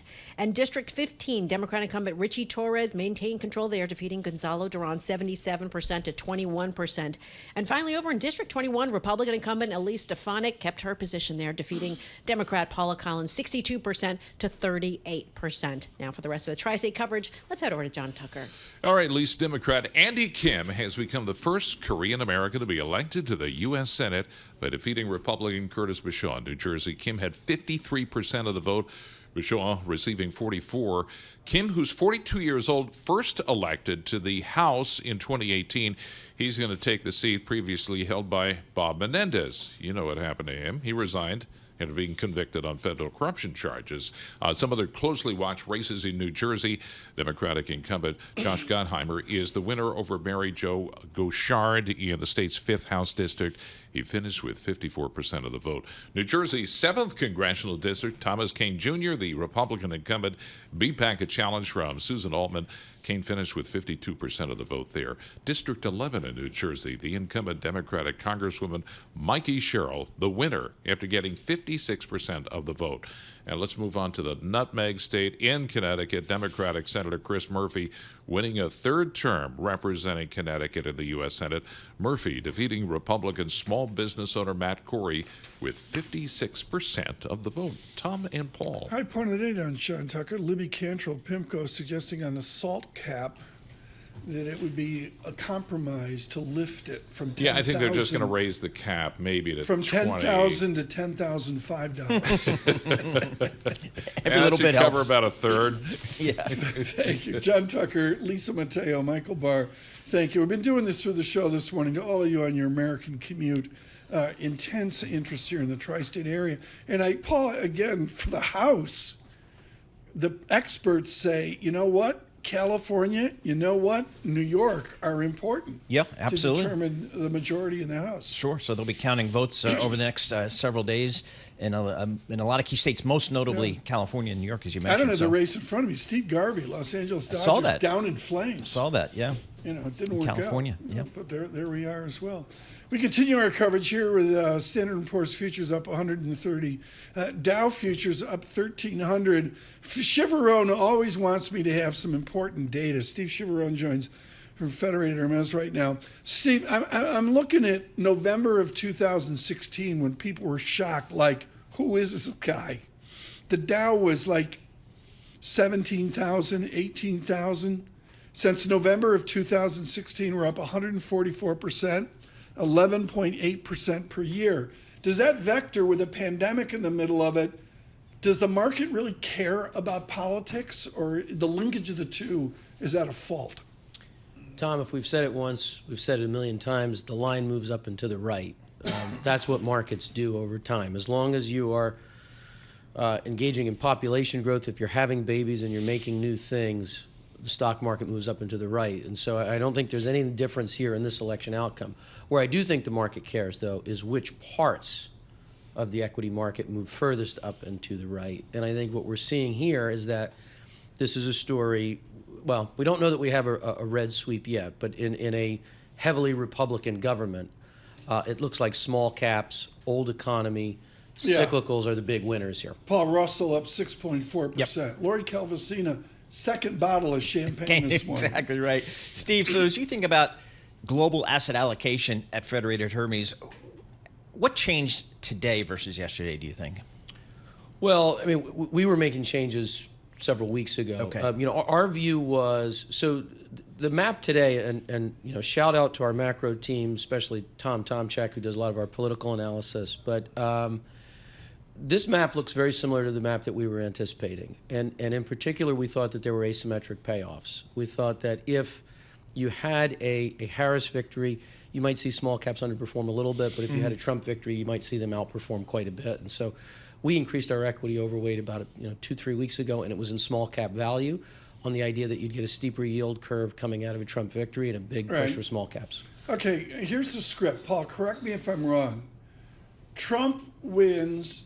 The end of trade as we know it tariffs up by magnitude decisions, all of this stuff decided off the Oval Office desk, Congress having nothing to do with it.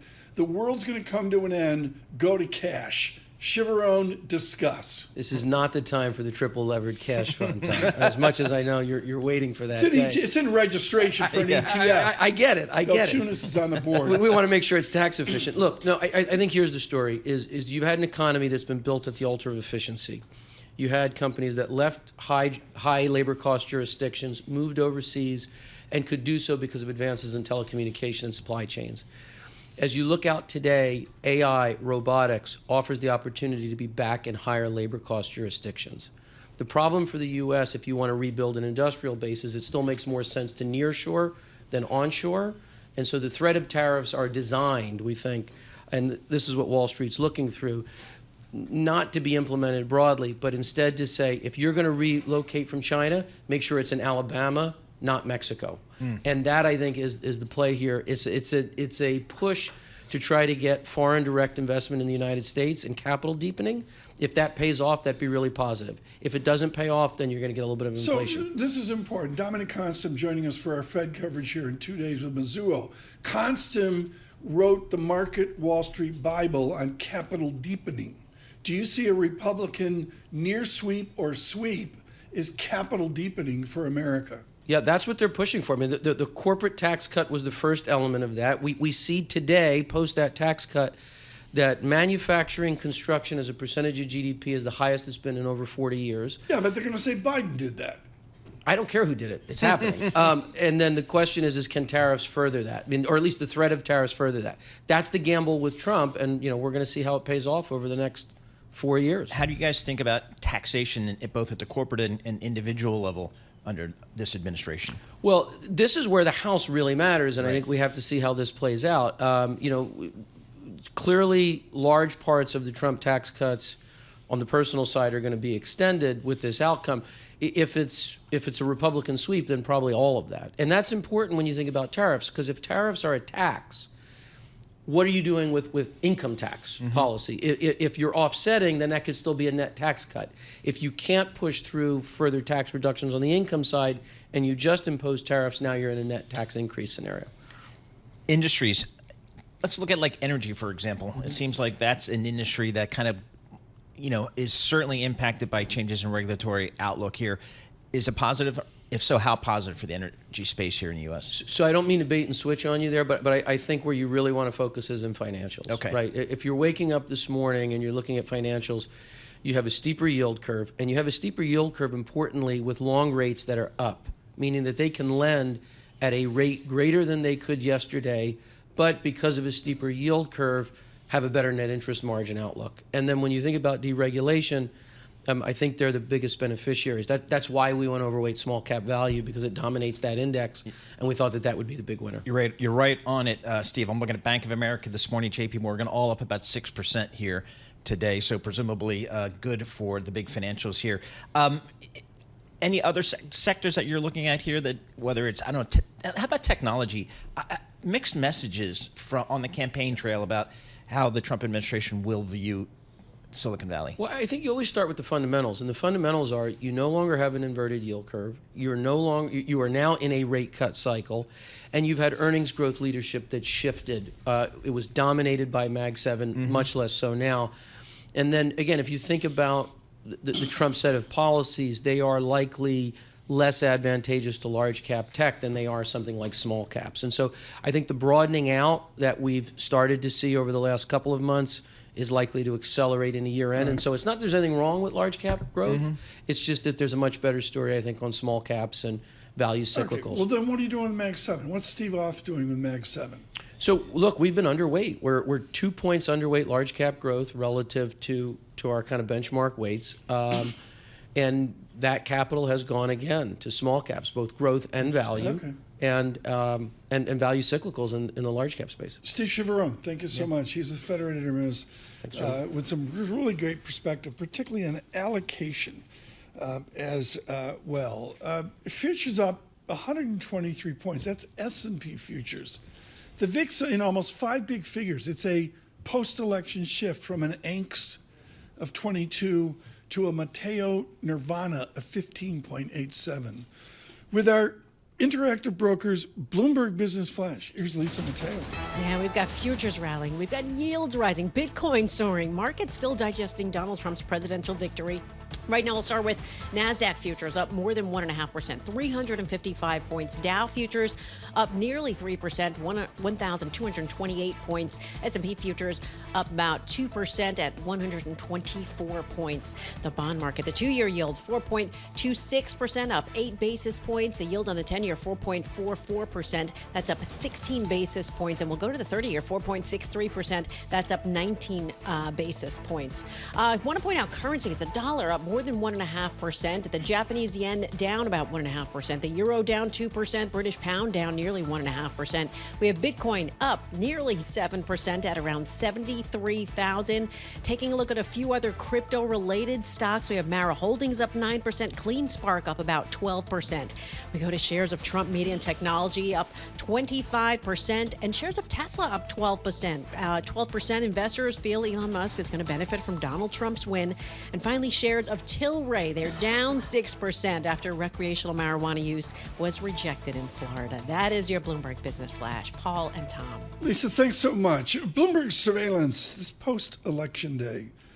We're brought to you by BNY. BNY's expertise and insights can help clients achieve their ambitions. Visit BNY.com, and we thank BNY for their perspective here this morning. This is a really important conversation. There is no one we speak to with chiseled academic knowledge of our electoral process like Wendy Schiller of Brown University. Her textbooks are absolutely definitive. She's done all the hard work. So Wendy, I see people, Axios is talking about now Trump joins the political history of the giants, whatever anybody thinks about him, excuse me, et cetera, et cetera. 1984, Reagan Mondale, it's a sheet of red across the nation except for lonely Minnesota. Is there a parallel here where Donald Trump begins to receive an aura like Ronald Reagan? Well, it depends on the language he uses as president and how he comports himself, because that was one of Ronald Reagan's strongest skills. I mean, he's up there with Grover Cleveland. I don't know how many people even know who Grover Cleveland is, or that he also lost and then came back and won after being ousted for 4 years. So, I think that we'll have to wait and see how he comports himself. I think one of the major concerns that Kamala Harris tried to sell to voters was that this is a man who's unfit to be president of the United States. So as president, will he be a different Trump than as ex-president or president under indictment or convicted felon or whatever way you want to describe him? But in the end of the day, in 1986, as you know, the Democrats won the Senate back. So I think Republicans should enjoy their victory, and they should look at it and say, okay, what do we want to do with this power? But also keep an eye ahead to 2026 and see how long that hold on power will last. When they have to ask this simple question here that a lot of people are asking, what did the Democrats do wrong? Well, to me, it's just about the basic policy decisions that they made. I mean, we all talk about how bad they are at communications. That's true. But you have to meet the voter where they are. We've been saying that all year. This is a resounding signal from voters that they thought the Democratic Party was too far left on immigration, and that it didn't pay enough attention to the sort of nuts and bolts, groceries, cost of housing, that voters wanted them to pay attention to. And I think these are basic, fundamental, political malpractice. Professor, you're nailing it. David Axelrod was scathing on CNN last night. Let's say he put Barack in the office. Let me paraphrase, Wendy, what David Axelrod said. The East Coast Democrats, who all want their kids to get into Brown at $90,000 a year, when they talk to working class America, it's from a distance. How do the elite Democrats of the East Coast reattach themselves to these disaffected Democrats, and critically their kids who were never Democrats to begin with? Well, I mean, David Axelrod likes to, pontificate from his very safe perch these days. I think Kamala Harris tried. I do. I think the policies of the Biden administration were too embedded, too deep, and too unpopular for her to escape them. But she did try to sort of discuss these issues with people and say, I will make your life better. Democrats actually give you health care. They protect your labor rights. They protect the safety of your workplace. This is what Democrats do. But at the same time, Democrats let in a lot of people through the border, put them up in hotels, fed them, are taking care of them, forgiving student loans, giving lots of things away to people who voted in Pennsylvania and Wisconsin who said, I'm tired of that, give me something. And so I think I don't think it's so elite. It's that you don't sell what you're doing for people, and then you're doing a lot of things for a small percentage of the population that isn't supported by the majority of the population. And that's what this election, I think, really was fundamentally about. Trump can ride the wave, but in the end of the day, it was a dissatisfaction with the direction of where the Democrats took the government. If you're President Trump, you have a majority of the Senate. Still, the House is uncertain. What do you think shapes his to-do list? Do we have any understanding of what the first 100 days will be like in a second Trump administration? Well, I mean, I've been saying that his to-do list is to stay president for as long as he can, and he wants to. I mean, I do believe that he will seek to repeal the 22nd Amendment. I believe that he will want to run again in 2028. So I think that's going to be on his mind because, you're a lame duck the minute you start in your second term. So he doesn't want to be a lame duck. So I think that's actually on his mind. Whatever is beneficial to him will drive his agenda. And so that's what we're going to see. The one thing that people should pay attention to that I think surprised everybody, his coattails. The Reagan analogy is a very good analogy for good and for bad. The coattails were long and strong. Yes. And that surprised me in the Senate. I got 1 minute, Wendy. You mentioned the 22nd Amendment.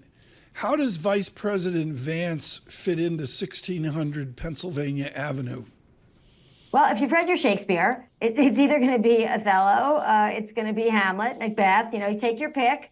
He's the prince in waiting. So he has to figure out how to keep Donald Trump from going off the rails such that he can't run Vance in 28 with a successful agenda behind him. So we'll have to watch how that all unfolds as we see them inaugurated and take office.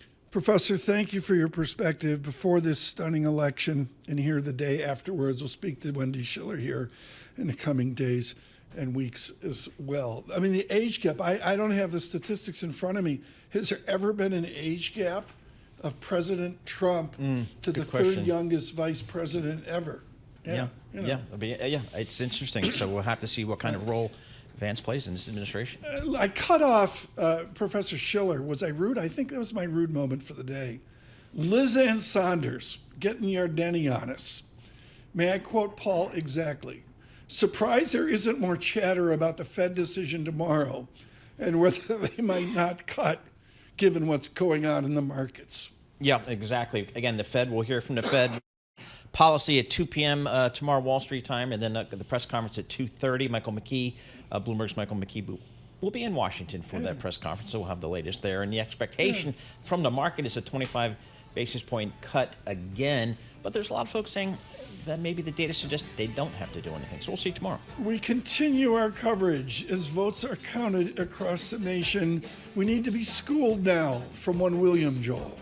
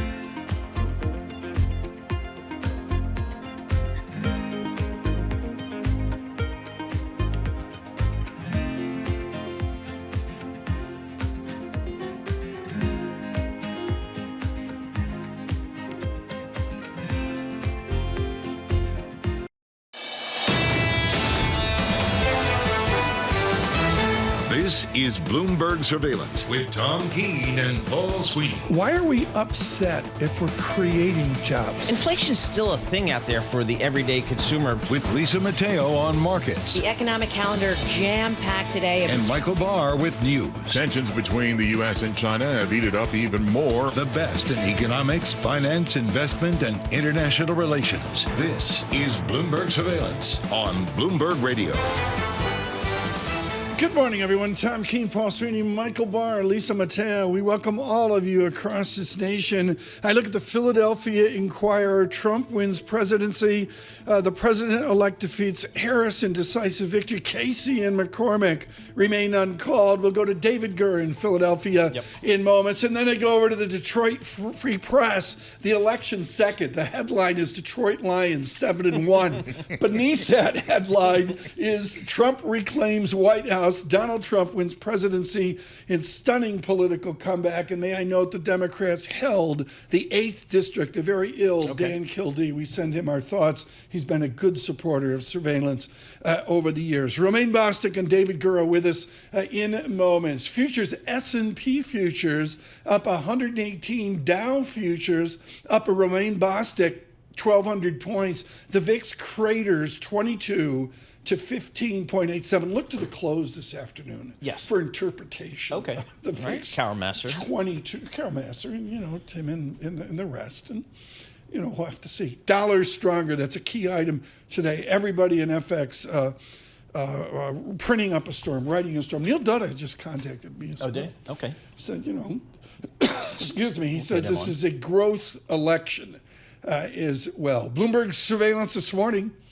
We're brought to you by Commonwealth. Join over 2,000 independent financial advisors. They are taking control of their growth with advisor-centric support and future-ready technologies. Grow on your own terms with a partner dedicated to your success. Go to commonwealth.com to learn how. The politicians, the vote counters, they awake at 9 a.m. Wall Street time with an update. Michael Barr. Thank you very much, Tom, Paul, Lisa. The 45th president has been elected the 47th president of the United States. President-elect Donald Trump pulled off a stunning political comeback. Trump has claimed 277 electoral college votes to Kamala Harris's 224. Trump appeared before his supporters in West Palm Beach, Florida this morning after the networks called Pennsylvania in his favor. America has given us an unprecedented and powerful mandate. Donald Trump told his supporters in West Palm Beach, Florida, that he will usher in a golden age for America. I will fight for you, for your family, and your future. Every single day I will be fighting for you, and with every breath in my body, I will not rest until we have delivered the strong, safe, and prosperous America that our children deserve. And the former president heaped praise on one man who put millions of dollars and super PAC support behind his campaign, Elon Musk. A star is born, Elon. Now he is. Now he's an amazing guy. We were sitting together tonight. He spent 2 weeks in Philadelphia and different parts of Pennsylvania campaigning. The world's richest man spent at least $130 million to help Trump and Republicans win. Vice President Harris is expected to address the nation later today about her loss. Down ballot, the GOP now has control of the Senate with 52 Republicans. In Ohio, Republican Bernie Moreno flipped the seat held by Democrat and Senate Banking Chairman Sherrod Brown. Brown conceded defeat after finishing with 46% of the tally. We may be tempted to say hope was not enough. We might be tempted to second-guess ourselves and question whether we worked hard enough or long enough. That is not our story tonight. Republican Tim Sheehy, a former Navy SEAL and the founder of an aerospace company, ousted Democrat John Tester in the Montana Senate race, 53% to 45%. Republicans eye the Montana race as one of their best chances to pick up a U.S. Senate seat. As for the House, Democrats are fighting to gain 4 seats to take control, but right now Republicans lead 197 to 177. Celebrating his re-election in Louisiana, House Speaker Mike Johnson spoke in Shreveport late last night. When Republicans regain control, which we pray tonight that that's what's going to happen, we're going to have the most aggressive first 100 days agenda that anybody's seen in a modern era. 10 states had abortion-related propositions on the ballot this year. 7 states voted to expand or guarantee access to abortion and reproductive health care. They include Arizona, Colorado, Maryland, Montana, Nevada, and New York. Missouri voters overturned their state's abortion ban. Florida and South Carolina voted against expanding abortion rights. Florida's restrictive 6-week ban stays in place. I'm Michael Barr, Bloomberg Radio. All right, and now we take you over to New York. We'll start with the New York Senate. We have Democrat Kirsten Gillibrand defeated Republican Mike Sapercohn 58% to 42%. Still too close to call in New York. That's that over to the House. District 4, Anthony D'Esposito. He's a Republican incumbent. He's taking on Democratic challenger Laura Gillen. Right now, Gillen leading 50.9% of the vote to D'Esposito, 49.1%. About 98% of those votes have been counted. Over to District 17, Republican incumbent Michael Lawler defeated Democrat Mondaire Jones, 57% to 41%. In District 8, you have Democratic incumbent Hakeem Jeffries defeated Republican John Delaney with 75% of the vote. In District 12, Democratic incumbent Jerry Nadler topped over Republican Mike Zumbluskis with 80% of the vote. In District 14, Democratic incumbent Alexandria Ocasio-Cortez triumphed over Republican Tina Forte 69% to 31%. We go to George Santos' former district, District 3, Democratic incumbent Tom Suozzi topping Republican Michael LePetri Jr. 51% to 49%. In District 11, Republican incumbent Nicole Maliotakis beat Democrat Andrea Moore 65% to 35%. District 5, Democratic incumbent Gregory Meeks. He beat Republican Paul King with 73% of the vote. In District 15, Democratic incumbent Richie Torres maintained control, defeating Republican Gonzalo Duran with 77% of the vote. We'll take you over to New Jersey. Democrat Andy Kim became the first Korean American to be elected to the Senate by defeating Republican Curtis Bashar of New Jersey. Kim had 53% of the vote. Bashar got 44. Kim will take the seat previously held by Bob Menendez. And some other closely watched races in New Jersey. Democratic incumbent Josh Gottheimer is the winner in the state's 5th House district. He finished with 54% of the vote. And in District 11, New Jersey, incumbent Democratic Congresswoman Mikey Sherrill is the winner after getting 56% of the vote. And finally, Tom and Paul, over in Connecticut, we have Democratic Senator Chris Murphy defeated Republican small business owner Matt Corey with 56% of the vote. Lisa, thanks so much. French Hill of Arkansas will join us later in the hour. The Republican Arkansas, I think, like they close the polls at 7, and at 7:02 they said, and we have a winner in Arkansas, and we're thrilled to bring you from the London School of Economics, definitive at LBJ at Texas. Peter Trubowitz is scheduled to join us on the future of American democracy. Right now, for those of you on YouTube, it's painful. David Gura in Philadelphia, all-nighter at the Pen and Pencil Club. Paul, the Pen and Pencil Club is the press club of the Philadelphia Inquirer. Oh. The bar never closes. Never closes. Gura there with an all-nighter and looking Columbo-like and well-rested in Detroit. Romaine Bostick joins us as well, the star of the close. Romaine, I'm going to go to you because you look better rested right now. What happens today in the great Northwest of America in terms of vote counting? What are you focused on in Michigan, Wisconsin, and even over to Minnesota? Well, right now, the vote counting is almost complete here, and we talk about, I guess, this quote-unquote stunning victory for Trump, but it really was about a lot of the down-ballot races, the big losses there by Democrats. I want to start out with the 13 congressional seats, the 13 House seats, I should say, that Michigan has in the House of Representatives. The Democrats had a majority heading into this election. Based on the vote tallies we're getting right now, and 2 races have yet to be called, but right now they are leaning Republican, which means come January, not only will Donald Trump be potentially sworn in as president, but Michigan will have a majority representation in the House of Representatives with 7 of the 13 seats. And this is a big factor here, because this isn't just about Kamala Harris losing this election.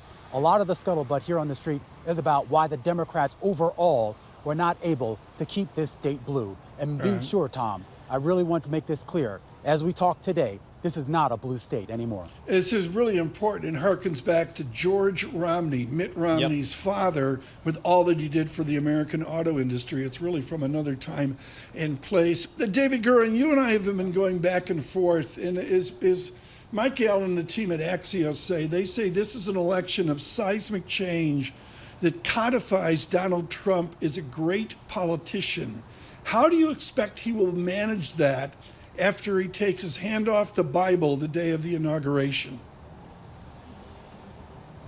Well, it all depends on what happens with the House of Representatives, and as Romaine was saying, it's an incredibly close race. They got to get to that magic number of 218, and there still is a very good chance here that Hakeem Jeffries, the Democrat who was reelected, could be the Speaker of the House, depending on how the chips fall. We've got more than 50 of these House races that haven't been called yet, so that could provide a little bit of a pushback on Republicans and on President Trump as he tries to put forward that agenda. His advisors were on television this morning talking about all that he could do on his first day when it comes to trade, when it comes to immigration and border policies. So we'll see how effectively he can do that. I will say the messaging going into Election Day was that Donald Trump of today knows the systems of Washington better than Donald Trump of 2016 did. He has experience in the place and knows where the levers of power are. So I think there are Democrats who fear that he'll be able to move quickly on that front. But again, Tom, we've got this potential bulwark, this potential pushback coming from Democrats in the House. We'll just have to see, certainly not today, but in the coming days and weeks, sort of how that shakes out. And it could be quite close. Romaine, in Michigan, in Detroit, is the sense this morning waking up and seeing the results, is it that the Democrats lost this race or the Republicans went out and won it? Well, I think it's more about losing the race. And I think the key way to look at this, Paul, is to look at the differential of Harris in the counties that she won versus Biden in the counties that he won 4 years ago. Biden won 11 of the 83 counties, the most populous counties to be sure. Harris only won 9 of those 11 counties, and of the 9 that she won, 7 of those she underperformed Biden relative to Trump back in 2020. And that's a big factor here, and it really seems to suggest that there was something wrong with the strategy. It was not for lack of trying. Remember, she spent more time in this state than any other state other than Pennsylvania. Similar for Trump here. But obviously there was a difference in messaging here that resonated with some people on the Trump side, not necessarily on the Harris side. David, jump in here. What do you got, David? It is the same story here in Pennsylvania, particularly here in Philadelphia. My colleague Ted Mann, who has been looking at these results very closely, noting that when you compare the outcome of those votes here in Philadelphia, the votes that Kamala Harris got, to what happened when Hillary Clinton won, Kamala Harris got far fewer than Hillary Clinton did. That is just an astonishing indication of how Democrats failed to harness the power of what is a very solidly blue bloc of voters here in Philadelphia. And I think it tells this larger story that the campaign was very positive going into this, that they were going to get the early vote, the mail-in vote, they were going to get these Democrats in cities. That hasn't come to pass, and I think it's going to be just part of this broader postmortem that's going to involve, yes, Pennsylvania, but Michigan as well, Tom. Yeah, the sirens, folks, of the sleep police in Philadelphia coming for Gura to try to get him 3 hours sleep. Romaine Bostick, foreign policy off the map. Every survey showed nobody cares except Dearborn. Good morning, Ford Motor Company. Romaine Bostick, Dearborn spoke. What did the Arab American, the Muslim vote of Dearborn, what did they say? Well, what they said is they were unhappy with the Biden administration's approach to the war in Gaza, and as an extension, of course, unhappy with Kamala Harris and whatever administration that she would bring to the table in January. A lot of folks looked at this and they said, look, we're going to make a protest vote. We're either going to vote for Donald Trump, we're going to vote for a third-party candidate like Jill Stein, or we're not going to vote at all. We haven't seen the demographic breakdowns yet. It's going to take some time to get that. But you can be sure that the folks in Dearborn and Dearborn Heights certainly swayed this election in a big way. And just on that point, Tom, I do want to point out, you mentioned the auto industry. Obviously, Dearborn, really the seat of an auto industry, but it's the seat of a declining auto industry. And that was a big factor in this election as well. Jobs being shipped overseas, competing vehicles coming from overseas, and how voters here looked at that, looked at their own futures for themselves and for their children. And they said, we want something better. And for one reason or another, they decided that a Trump administration would give them that. David Gurra, the candidates spent the most time, the most money, presumably, in the state of Pennsylvania. At the end of the day, did it matter for either one? I mean, it was an incredibly expensive and impressive ground game, and one that both candidates touted. And we've talked a lot about how Elon Musk poured more than $100 million, most of which came into this state. It matters, but I think that they overestimated what it was going to mean. Just going back to the rally that I attended with Kamala Harris, so much emphasis was placed on all of the doors that they knocked on. But when you look at that rural vote, she failed to capitalize on it, failed to make those rural voters support her candidacy. You know, I think as we do this postmortem, something really fascinating here is how difficult it was for Kamala Harris to cast herself as a change candidate when she's tied to the incumbent president and had to dance so delicately around the fact that she couldn't really propose or emphasize new policies while she's still aligned with him in the White House. David, one final question, if we can. Can I just build on David's question for 1 second? Who's doing the interview? Who's doing the interview? Romain's doing it. I'm Romain, please jump in here. Tom. This is Bloomberg surveillance with Romain Bostic. Jump in. But real quickly, to David's point, there was optimism. There was optimism here, Tom. And I think to David's point in Pennsylvania, I think there was an over-optimism. And I want to point out there was a Democratic candidate, the Senate candidate, Alyssa Slotkin, who back in late September raised this issue privately with donors that the Harris campaign was way too optimistic about the amount of votes they had. Like what David said, they were undercounting or not taking into account some of the rural vote that was going for Trump. They also underestimated some of the divide that you saw in urban areas. And my guess is when we get the demographic breakdowns over the next few weeks, you're going to see that play out. Are you going to do the close this afternoon, Romain? You're so on fire. I mean, you're going to do the close this afternoon? I've had no sleep, Tom. I'm living on 12 Celsius drinks and coffee and donuts. Yeah, you should see the gimlets Gura put down at the Pen and Pencil Club in Philadelphia last night. Romain Bostic and David Gura, travel safely as you come back to New York. We should mention with Romain Bostic in the close, we've got SPX now. We're 12 minutes away from the market opening. Futures up 2%.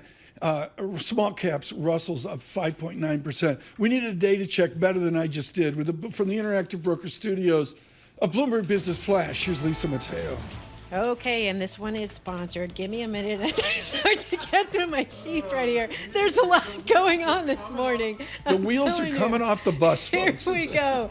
All right, this futures report sponsored by IBKR. Markets never sleep, and neither does Interactive Brokers. Discover opportunities with CME Group futures across equity indices, interest rates, FX, energy, and more.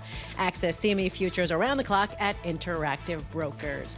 All right, we have the markets reacting after Donald Trump becomes 47th president of the United States. We'll start with futures. NASDAQ futures up more than 1.5%, 332 points. Dow futures up nearly 3%, 1,238 points. S&P futures up more than 2%, 122 points. We have the 2-year yield, 4.28%, up 9 basis points. The yield on the 10-year, 4.46%, and that's up 19 basis points. We'll head to the 30-year, 4.65%, up 21 basis points. Have to go to currencies. We have the dollar up more than 1.5%, the Japanese yen down more than 1.5%, the euro down nearly 2%, the British pound down more than 1%. We have Bitcoin right now up nearly 7% at around 73,000. Now, the dollar surge, I want to talk about that because that's putting commodities under pressure. So right now we have Brent crude $73 a barrel, down 2%. WTI crude $70 a barrel. We have spot gold down more than 2.5% at $2,668 an ounce. Shares of Trump mean in technology up 28%. Then you have Tesla, led by Trump's biggest backer, Elon Musk. Those shares up 11%. Also higher, I have to point out, shares of NVIDIA up 1.5%, surpassed Apple to reclaim the title, the world's largest company. And then meanwhile, Apple is set to face the first ever fine under the EU's Digital Markets Act, and that's over its dominance in the App Store. For on-demand news 24 hours a day, subscribe to Bloomberg News Now, wherever you get your podcasts. I'm Lisa Mateo. That is your Bloomberg Business Flash. Tom and Paul. Thanks so much. And we're going to do this now. This is important, folks. We really enjoy when people from Robinhood come in because we're used to stodgy, Yeah. I mean, are you going to get an office view at the new J.P. Morgan building? That kind of stuff. Yeah. So with Robinhood now, Steph Guild joins us. She's their head of investment strategies. Well, I love the note you sent here. I got to go to the bottom of the note. Okay. The Doge moved off the election last night. We had huge amount of volume. We had 11 times the normal overnight volume. We had election contracts, over 400 million election contracts. What's traded. an election contract? We launched them on October 28th, and you could make your decision whether you wanted to Trump or Harris. Right. And by, I think it was something like 9:30 or 10 o'clock last night, it was 85-15 Trump. Really? And it was well before it was decided. So our customers, customers knew. She didn't answer my question. The Doge was traded last night? The Doge was traded last night. Crypto was traded last night. DJT was traded last night. Tesla was traded last night. All of it. So I guess, what's driving this volume thing? Was it just the excitement around the election and the potential for change? And people were putting in the Trump trade last night? Because we're seeing the Trump trade in the futures markets here. Yeah, it was business as usual. We were watching the markets, or at least our customers trading, and they were doing things like, buying NVIDIA and then selling as it was rallying after the dip it took on October 31st. They buying into Palantir, it rallied on earnings. They were, those are the things they normally do. And then in the overnight, you saw all of the election stuff start to happen in the activity. And how did the platform perform in terms of trading 11 times usual volume? Very smoothly. We were all up late at night. So how many, just bring us back to Robinhood. How many customers do you have? What do they what kind of volume do they trade? We have over 20 million customers. Wow. And we do a lot of volume. It depends on the day. That's why I said overnight, 11 times was, one of our records. Not the record, but one of the records. So I'd never even mentioned the stock on air just because it's so politically supercharged. Trump Media and Technology Group Corp, TMTG, the symbol's DJT. I guess it trades with the prospects for the president. Mm-hmm. Is it a moonshot this morning? Is it a meme stock? Is it to the moon because of the outcome? Yeah, it's absolutely correlated with the election. We've seen the financials of the company. Historically speaking, they haven't been that strong, but Lisa, it is very much related. Wait, Lisa, your offspring was on this, right? He's day trading. Lisa's offspring voted for the first time. He's day trading DJT off his laptop, right? Oh yeah, all night. Paul, 34 to 43 right now. I know. It's amazing. Who is a typical customer of the Robinhood platform? I would say, so I shared this before, but our average age is 34, and it's definitely more male than female. Okay. And professionals, working professionals, it's a pretty wide gamut, and we've definitely seen an uptick in those that are interested in coming to our platform with a lot of the activity recently. We made no news today. It's 9:22 Wall Street time. Are you going to pop your SPX call 5,800? Can you round it up to 6,000 on Bloomberg surveillance? I had a 20% probability of going to 6,000. I think my one concern is that, last time Trump came to be president, interest rates were around 2. They're over 4 now. Valuations were 18 times. They're 22 times now. I think the single biggest financial issue we're going to face in the next few months and the next year is going to be the deficit. We're at 1.8 trillion. And tariffs, we made 80 billion in tariffs last year. That's not, I don't know how that fills the gap. So I think that to me makes me a little more cautious, which is why I'm kind of sticking to the 6,000 versus going a little higher right now. So what are the real risks to the market right here, do you see? Because we do have rates coming down. Looks like earnings are pretty solid, and the outlook's pretty solid for earnings. I think earnings actually this past season has been a little bit disappointing in my opinion. Okay. They started out with 7% expected earnings growth. We're coming in, around 4%. And margins have been the thing that have been in focus for several quarters in a row, and it didn't improve this time. And I think the longer you have not great margins, the longer companies have to really think about their costs. And I think inflation is certainly an issue, especially with the expectation of some of the policies that Trump has spoken to. I hope you can come back again, because I'm looking at the Doge, and the Doge is up 85% since, a Trumpian moonshot here. Where were you on this, Paul? You're supposed to whisper to me. I know, I missed that one. October of this year.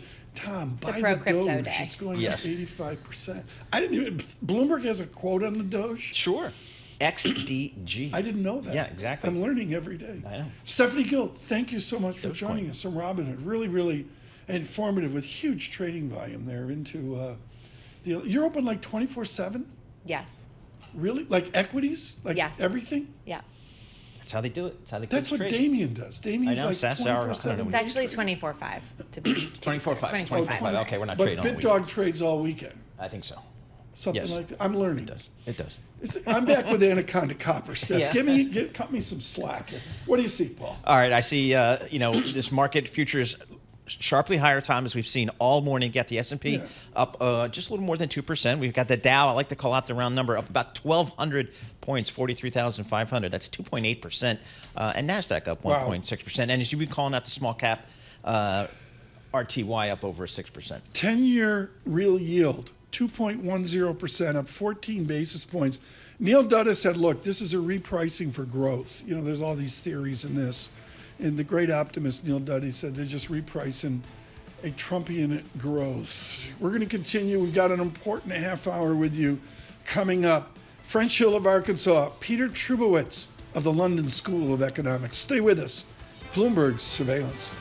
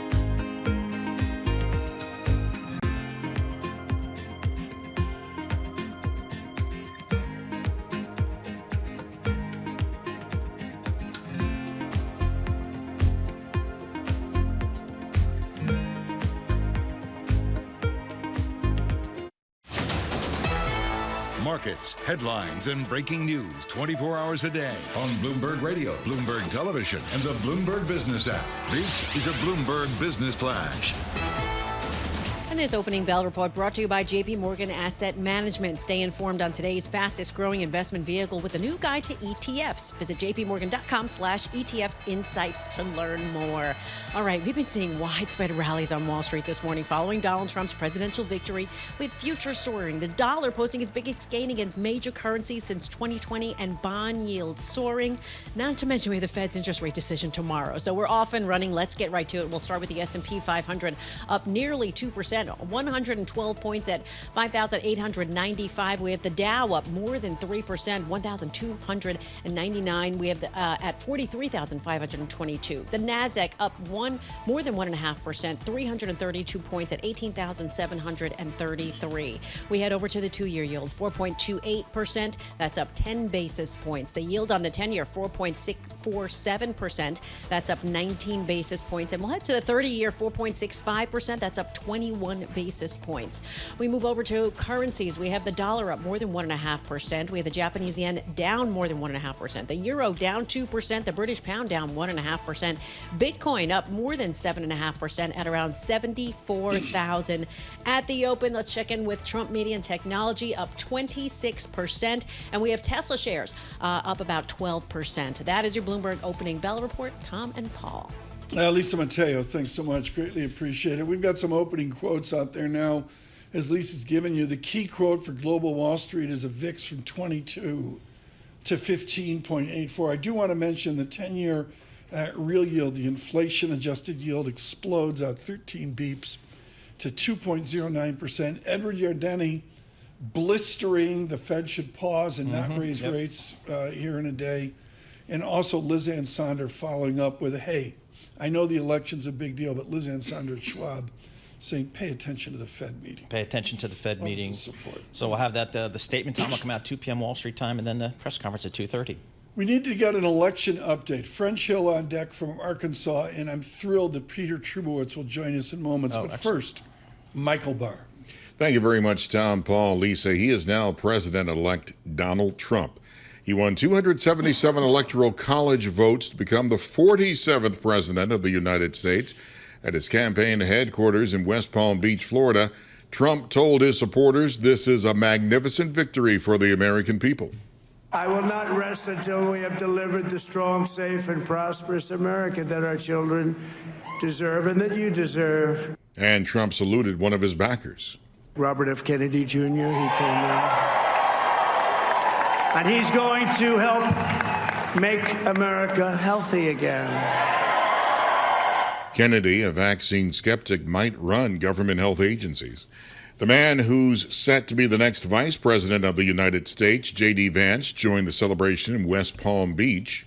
And under President Trump's leadership, we're never going to stop fighting for you, for your dreams, for the future of your children. And after the greatest political comeback in American history, we're going to lead the greatest economic comeback in American history under Donald Trump's leadership.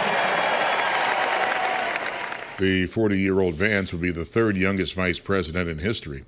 Vice President Harris is expected to address the nation sometime today. Down-ballot Republicans secured control of the Senate, giving the GOP at least 52 Senate seats and control of the upper chamber of Congress for the first time in 4 years. In Ohio, the seat held by Democrat and Senate Banking Chairman Sherrod Brown flipped to Republican Bernie Moreno, who secured more than 50% of the vote. Sherrod Brown conceded defeat after finishing with 46% of the tally. This is a disappointment, but is not a failure. Now let's take a look at the results for the U.S. House. Democrats need a net gain of 4 seats to take control and fend off a Republican sweep. There are still uncalled races, but right now the GOP holds a lead, 197 seats to 177 seats. Democrats picked up a seat in Alabama's newly drawn 2nd District. Shamari Figures defeated GOP challenger Caroline Dobson 54 to 45%. In Louisiana, Democrat Troy Carter defeated multiple Republican challengers, getting 60% of the vote. Democrats also won Illinois' 17th district this morning.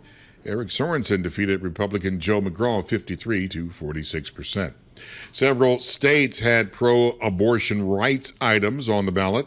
In Florida, an abortion ban after 6 weeks remains in effect. A right to an abortion failed after a majority of voters could not pull off a supermajority win of 60%. In Montana, voters approved abortion rights in the state constitution. Arizona, Colorado, Maryland, and Nevada voters also adopted such measures, and New Yorkers passed an amendment to bar discrimination on the basis of pregnancy outcomes. Abortion rights advocates lost on Florida, Nebraska, and South Dakota. Several states considered whether to legalize marijuana. Florida said no. South Dakota and North Dakota said yes to legal pot. Voters in Nebraska approved medicinal marijuana. I'm Michael Barr. This is Bloomberg. Tom, Paul, Lisa. Michael Barr, thanks so much. Dow up 3%, the level 43,505. The Dow, I feel old. I remember when the Dow was like 780 points or whatever. A couple days ago, we were in a planning meeting. We do this like 3 a.m. It's a Zoom call with like 25 people on the call. And, I just sort of shut up and have my first cup of coffee. And I cut in and I said, I just want Peter Trubowitz on. Yeah. I don't want anybody else on. Why do I want Peter Trubowitz on? Well, he was at LBJ. Some would say he founded LBJ back in 1970 at the University of Texas, and now holds court at the London School of Economics. And yeah, he takes a geopolitics sense, but I thought on domestic politics, if you got LBJ and LSE going, this is someone to talk to as well. Off your latest book, looking at fractured liberalism, Professor Trubowitz, how fractured this morning is LBJ's Democratic Party? Tom, it's great to be with you and Paul and Lisa. It's been a while. Takes a seismic shock, huh? I would say the Democratic Party is shell-shocked right now. And it's going to take some doing for the party to kind of rally. There's many things about this that are stunning with Trump's victory. I think probably, the fact that it was so broad-based that you can identify when you look at Right. the exit polls, certain groups and so forth. But he basically overperformed his numbers, his performance in 2020, essentially across the board. And for me, the most stunning thing is that he cracked the 47%, where Right, the popular vote. Yeah. Absolutely. I mean, that is, and that's what gives him the basis for saying he's got a mandate. Yeah, but Professor, if we read our Robert Caro, we got an LBJ from another time and place who was the definition of pragmatic before Vietnam ran him over. We need a pragmatic Democratic Party. I would suggest even Republicans need a pragmatic Democratic Party to engage the debate. Pew Research of New Jersey says the far left makes up, say, 12% of the American public. How do the Democrats, in your study of history, how do they move to the middle, out to the midterm, and then on to 2028? Well, I mean, I think there's going to be a lot of soul searching, but I suspect, or what I think will happen, is that we will see Democrats, a very strong argument put forth to focus on the basics: jobs, the environment, civic education, civil rights, schools at the local, the state, and the national levels. But it is true on both sides, the extremes, there needs to be movement towards the center. I thought the New Yorker front cover this week kind of said it all about America, where it's got the Statue of Liberty on a tightrope over, I guess it's New York City. And, even with a stunning victory like this, it's still a very divided country, a pretty evenly divided country. Peter, you're over at the London School of Economics. What's the feeling within London and the UK as they understand the results of the U.S. election? Well, I think people think about this. I think you need to distinguish between the political and the policy implications here, and not only with respect to the UK, but let's say more broadly, Europe. I think politically, Trump's victory is going to embolden anti-globalist, populist sentiment in the UK, but elsewhere, just as it did in 2016. I think there's no two ways about that. At the level of policy, what people are talking about are the implications of the victory in Moscow, in Jerusalem, in Beijing, and here I think things, as well as in Europe. And here I think things cut in different ways. In Moscow and Jerusalem, I think, it's basically enhanced Putin and Netanyahu's negotiating positions vis-a-vis Kiev and Hamas, respectively. They'll be bolstered, those positions. In European capitals, and this is true in London as well, the result is, it's only going to fuel worries about what it means for America's longstanding commitment to European security. And I think also, given what Trump has said about the board 10 to 20% tariff, European access to the American market. Peter Trubowitz, the London School of Economics, with his French Hill of Arkansas, the Republican, should be with us in a bit. The Dow puts it on again. We're up 3%, no, up 3.1%. We don't have I can't believe I'm saying this, a 44,000 print. We're not there yet. I got 5,900 SPX, that's not futures. Wow. That's trading, and NASDAQ was lagging up about 1.7%. NASDAQ 100 now up 2.2%.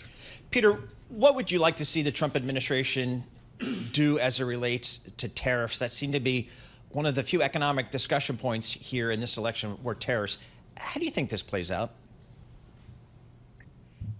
Well, I mean, I think it would be good on this side of the pond.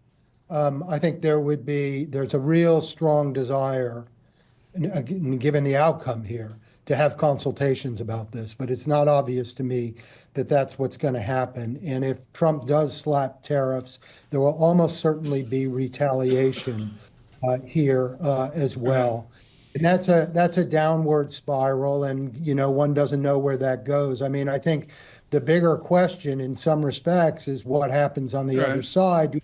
And with respect to Beijing, where he's talking about imposing a minimum of a 60% tariff on Chinese goods. And, Beijing didn't take it lying down in 2018, and they won't take it lying down this time. It's hard to say. There needs to be discussion and conversation. Right. Professor, I want to fold this over into our next guest, the wonderful French Hill of Arkansas with the GOP. Arkansas, of course, calling early because I think there's like 3 Democrats in the state or something. Peter Trubowitz, I've talked to French Hill before about an old style of GOP, which is French Hill. Maybe it's former President Bush and his father, or maybe it's even Winthrop Rockefeller who changed the culture and fabric of Arkansas in a time of civil rights. You own the high ground on this at LBJ. Where are the Republicans after Trump? It's Trump's party. And I think that, the Liz Cheneys and others who are in the party, the so-called more moderate wing, these old style kind of, let's call them Reagan Republicans. You might be going back even a little further, but Reagan Republicans, they're in the minority inside the party. And the party has changed, and I would say its political base has changed. If you just look at, I think one of the most stunning things in the exit polls is the breakdown by education, where you just see the college-educated voters versus non-college educated voters. It is a very wide gap, with the latter going towards the Republican Party. Peter Trubowitz, honored to have you on with us today from the London School of Economics. Lisa's demanding a trip to London. If we do, we'll tee up Peter Trubowitz there from LSE. Right now, markets continue to advance from the Interactive Broker Studios. Our Bloomberg Business Flash, Lisa Mateo. What a morning. Yeah, stocks hitting all-time high. You have bond yields jumping, the dollar surging, investors kind of mapping out Donald Trump's return to the White House. We'll start with the S&P 500 heading toward its 48th record this year. S&P 500 up nearly 2%, 114 points. We have the Dow up 3%, 1,290 points. The NASDAQ up 2% at 383 points. We'll head over to currencies right now. We have the dollar stronger. We have the Japanese yen weaker, down more than 1.5%. The euro weaker, down 2%. British pound weaker, down more than 1.5%. We have Bitcoin, that's higher, up more than 7% at around 74,000.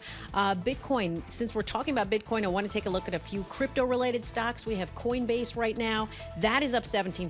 MicroStrategy up 12%. CleanSpark up 11%. We get over to Tesla shares right now. Tesla shares up 14%. We have shares of Trump Media and Technology up about 8%. Shares of Tilray, they're lower, down 10%, and that's after recreational marijuana use. It was rejected in Florida. Also, a side note, Amazon shares, they rose 1% to hit an intraday record. Right now, Amazon shares up about 0.7%. Want to end off with the bond market. 2-year yield, 4.28%. That's up 11 basis points. A yield on the 10-year, 4.47%, and that's up 20 basis points. We'll take it out to the 30-year, 4.65%, and that's up 21 basis points. That is your Bloomberg Business Flash. Tom and Paul. Lisa, thanks so much. Greatly appreciate that. It's been an extraordinary day. Thank you to Eric and all of our team, the interns we have from, they're from Bryn Mawr, Haverford, and Villanova. Get that whole Philadelphia thing going. We had the whole main plan line of like the research triangle of Philadelphia. We Exactly. had only interns from those 3 schools. Yep, solid. All What's of that them. about? Ned Lamont with us, the governor of Connecticut earlier, and now we go to the Grace of Arkansas in French Hill, taking out 59%, I think it is, of the vote against a good candidate. He joins us now in victory. French Hill of the 2nd Congressional District in Arkansas. French Hill, this nation, whatever their persuasion, yearns for the grace of Marcus Jones in French Hill, where you have an election, you get a good result, you call up Marcus Jones, he calls you up, you say thank you, and we move on with our civics and our nation. Can we get that in a second Trump term? Morning, Paul. Morning, Tom. I hope so, Tom, because we won the popular vote for the first time as Republicans since 2004, and obviously a substantial and possibly growing electoral college victory. And if the election holds, we'll have a significant Republican majority in the Senate. And I believe we'll end up with maybe somewhere between 222 and 226 seats in the House.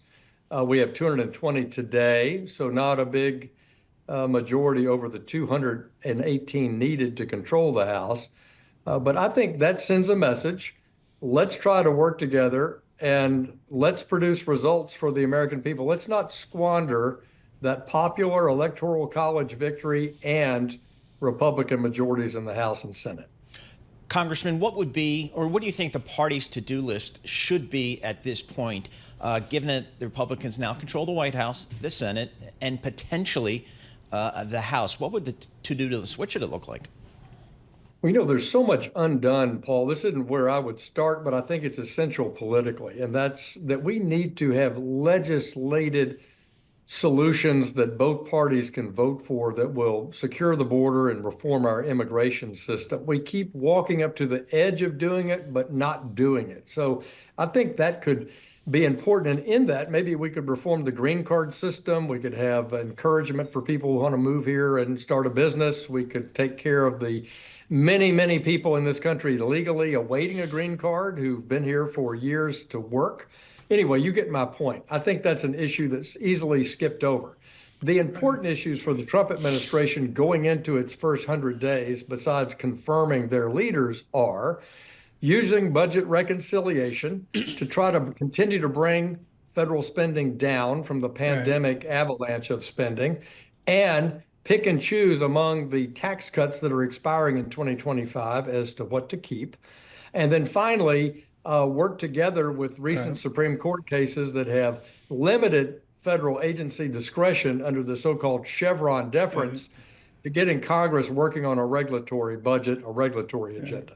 Part of the French Hill charm is you had to meet a payroll. You ran a bank in Arkansas, or two or three, I can't remember the details. French Hill, we've got a banking industry in America in a jump condition. JP Morgan is up 3 standard deviations, up $20 off of trend. Few others, the more brokerage type, banking type, Goldman Sachs, Morgan Stanley, Paul, doing just as well. But, I guess that's good for America. Are you going to see, French Hill, here? How can we get more growthiness with our debt and deficit off of a run rate at 2.8%? Do we really want a boom economy, French Hill? I think we want a sustainable fiscal situation, Tom, and we don't have that running a 6 or 7% deficit to GDP on an annual basis. That's just not sustainable, and we need to have some consensus, and it's going to take bipartisan leadership to do that. I hope President Trump will set that tone. Neither Vice President Harris nor former President Trump, when they were campaigning, talked much about the budget deficit. In fact, maybe the opposite. And I think that's important to set that standard. It doesn't have to try to go to immediately to balance, but it's, can we put our current financing needs of the country on a more sustainable footing? And I think that's true in the regulatory budget as well. I think that will be positive for economic growth and for a healthy financial system. And French, I think a lot of people, the polls show that the American people want Congress to deal with the deficits and the national debt, but the political will just has never seemed to be there. What's needed to shift that narrative, do you think? Boy, it's such a good point. The House Budget Committee last year, Republicans controlled the House, but it voted 30-0. So it had all the Democrats and all the Republicans voting on the idea of a debt commission. I'm not sure that's the right approach because I think it's too broad. I would really propose that we tackle something like Social Security reform for the out years to assure seniors in the out years that there'll be a solid Social Security system, and do what Reagan and Tip O'Neill did. Tip O'Neill was the Democratic speaker in the early 80s. Reagan, in his first term, they appointed Alan Greenspan to chair a commission with an up or down vote in Congress, like the base closing commission of the late 80s. Here's some reforms. Here's a way to make Social Security sustainable. And if we tackle it like that, that puts us on a more sustainable financial footing, assures seniors in the futures about the value and capabilities of Social Security. And I would remind people, no one lost their election in 1984 when they voted for that. In fact, Reagan got a landslide. French Hill, last night, the fam was gathered around watching the broadcast. We were chowing down the Tyson Razorback nuggets. I mean, they were going down like nothing, Congressman. And one of the cherubs said, I told him that French Hill would be on the show, very excited about it. And they said, how did Bill Clinton get elected governor in Arkansas? How did Bill Clinton, at 32 years old, French Hill, grab 63% of the vote in Republican conservative Arkansas? How did that happen? Well, back when he did that, it was democratically conservative Arkansas. It was a super majority of the legislature, county judges, elected officials were all Democrats in the 70s and early 80s, but they were centrist, what you might call blue dog Democrats. And Clinton put himself at the front of their parade of a forward-looking, pro-growth blue dog. Can the Democrats, your opponents, can they get back to a blue dog attitude? They could, but they haven't so far. I mean, I see this every year for the decade I've served in the House. They double down on what I call a center-left progressivism that you find maybe in Brooklyn, but you don't find in Conway, Arkansas, and they try to run on it, and it hadn't worked for them yet. I mean, I'm looking here at what's going on, and you know, Paul, I think the Razorbacks sort of, you know, they sort of have a bye here. Like, you know, they're 11th in the SEC. It's tough. They need more government funding. I mean, French Hill, what are you going to do? Tom, the team to watch is Vanderbilt. The last time Vanderbilt beat Alabama was in '84. You got a Reagan landslide. Vanderbilt beat Alabama last year for the first time in 4 decades, and we get this popular vote and electoral college vote for Trump. It's too much. Take a note. Is anybody awake in the control room? Next time French Hill's on, we got to get Damian Sassower on to have a Vanderbilt moment. Oh, yeah. Congressman, thank you so much. Congratulations to your party for a stunning election victory, it seems, across America. We got to get back to the markets after 2 days of quiet. Not today. Paul, your observation on the markets? Solid across the board. It is risk on. That's the way to phrase it here, Tom. The S&P up 1.7%. The NASDAQ up again at 1.7%. And Bitcoin, just to get back to that view of risk on, up almost 7%. We're now at just about $74,000 per token. So just some extraordinary moves there. Yields higher as well, Tom. Why wouldn't it go up tomorrow? I mean, Neil Dudis says it's a repricing to growth. It's a repricing to growth. Or you mentioned regulation earlier. Yeah, I mean, I think, and you mentioned some of the financial stocks up really strong today. Goldman Sachs up 12%. So just on the backs of the financial services, going to really benefit from new administration. I'm watching the Thanksgiving parade a number of years ago. And, you know, they're going by, and, you know, the kids are they're going nuts. Beyonce's there, whatever. You know, they're going, Pink is there. No, Blackpink. Okay. The Korean song group is there and all that. And this guy comes by in like a corduroy jacket. He's living up the Hudson River. It's Don McLean, and I have to explain to the fam who Don McLean is. Yeah, sit down. Listen. You know, starry night and all that. And I mean, after what we've been through in the last 24 hours, thank you for the huge response, record response today on YouTube. Thank you so much for that. And please subscribe out there to YouTube, and maybe tomorrow we'll play some more Don McLean as well. Thanks to our team that killed it.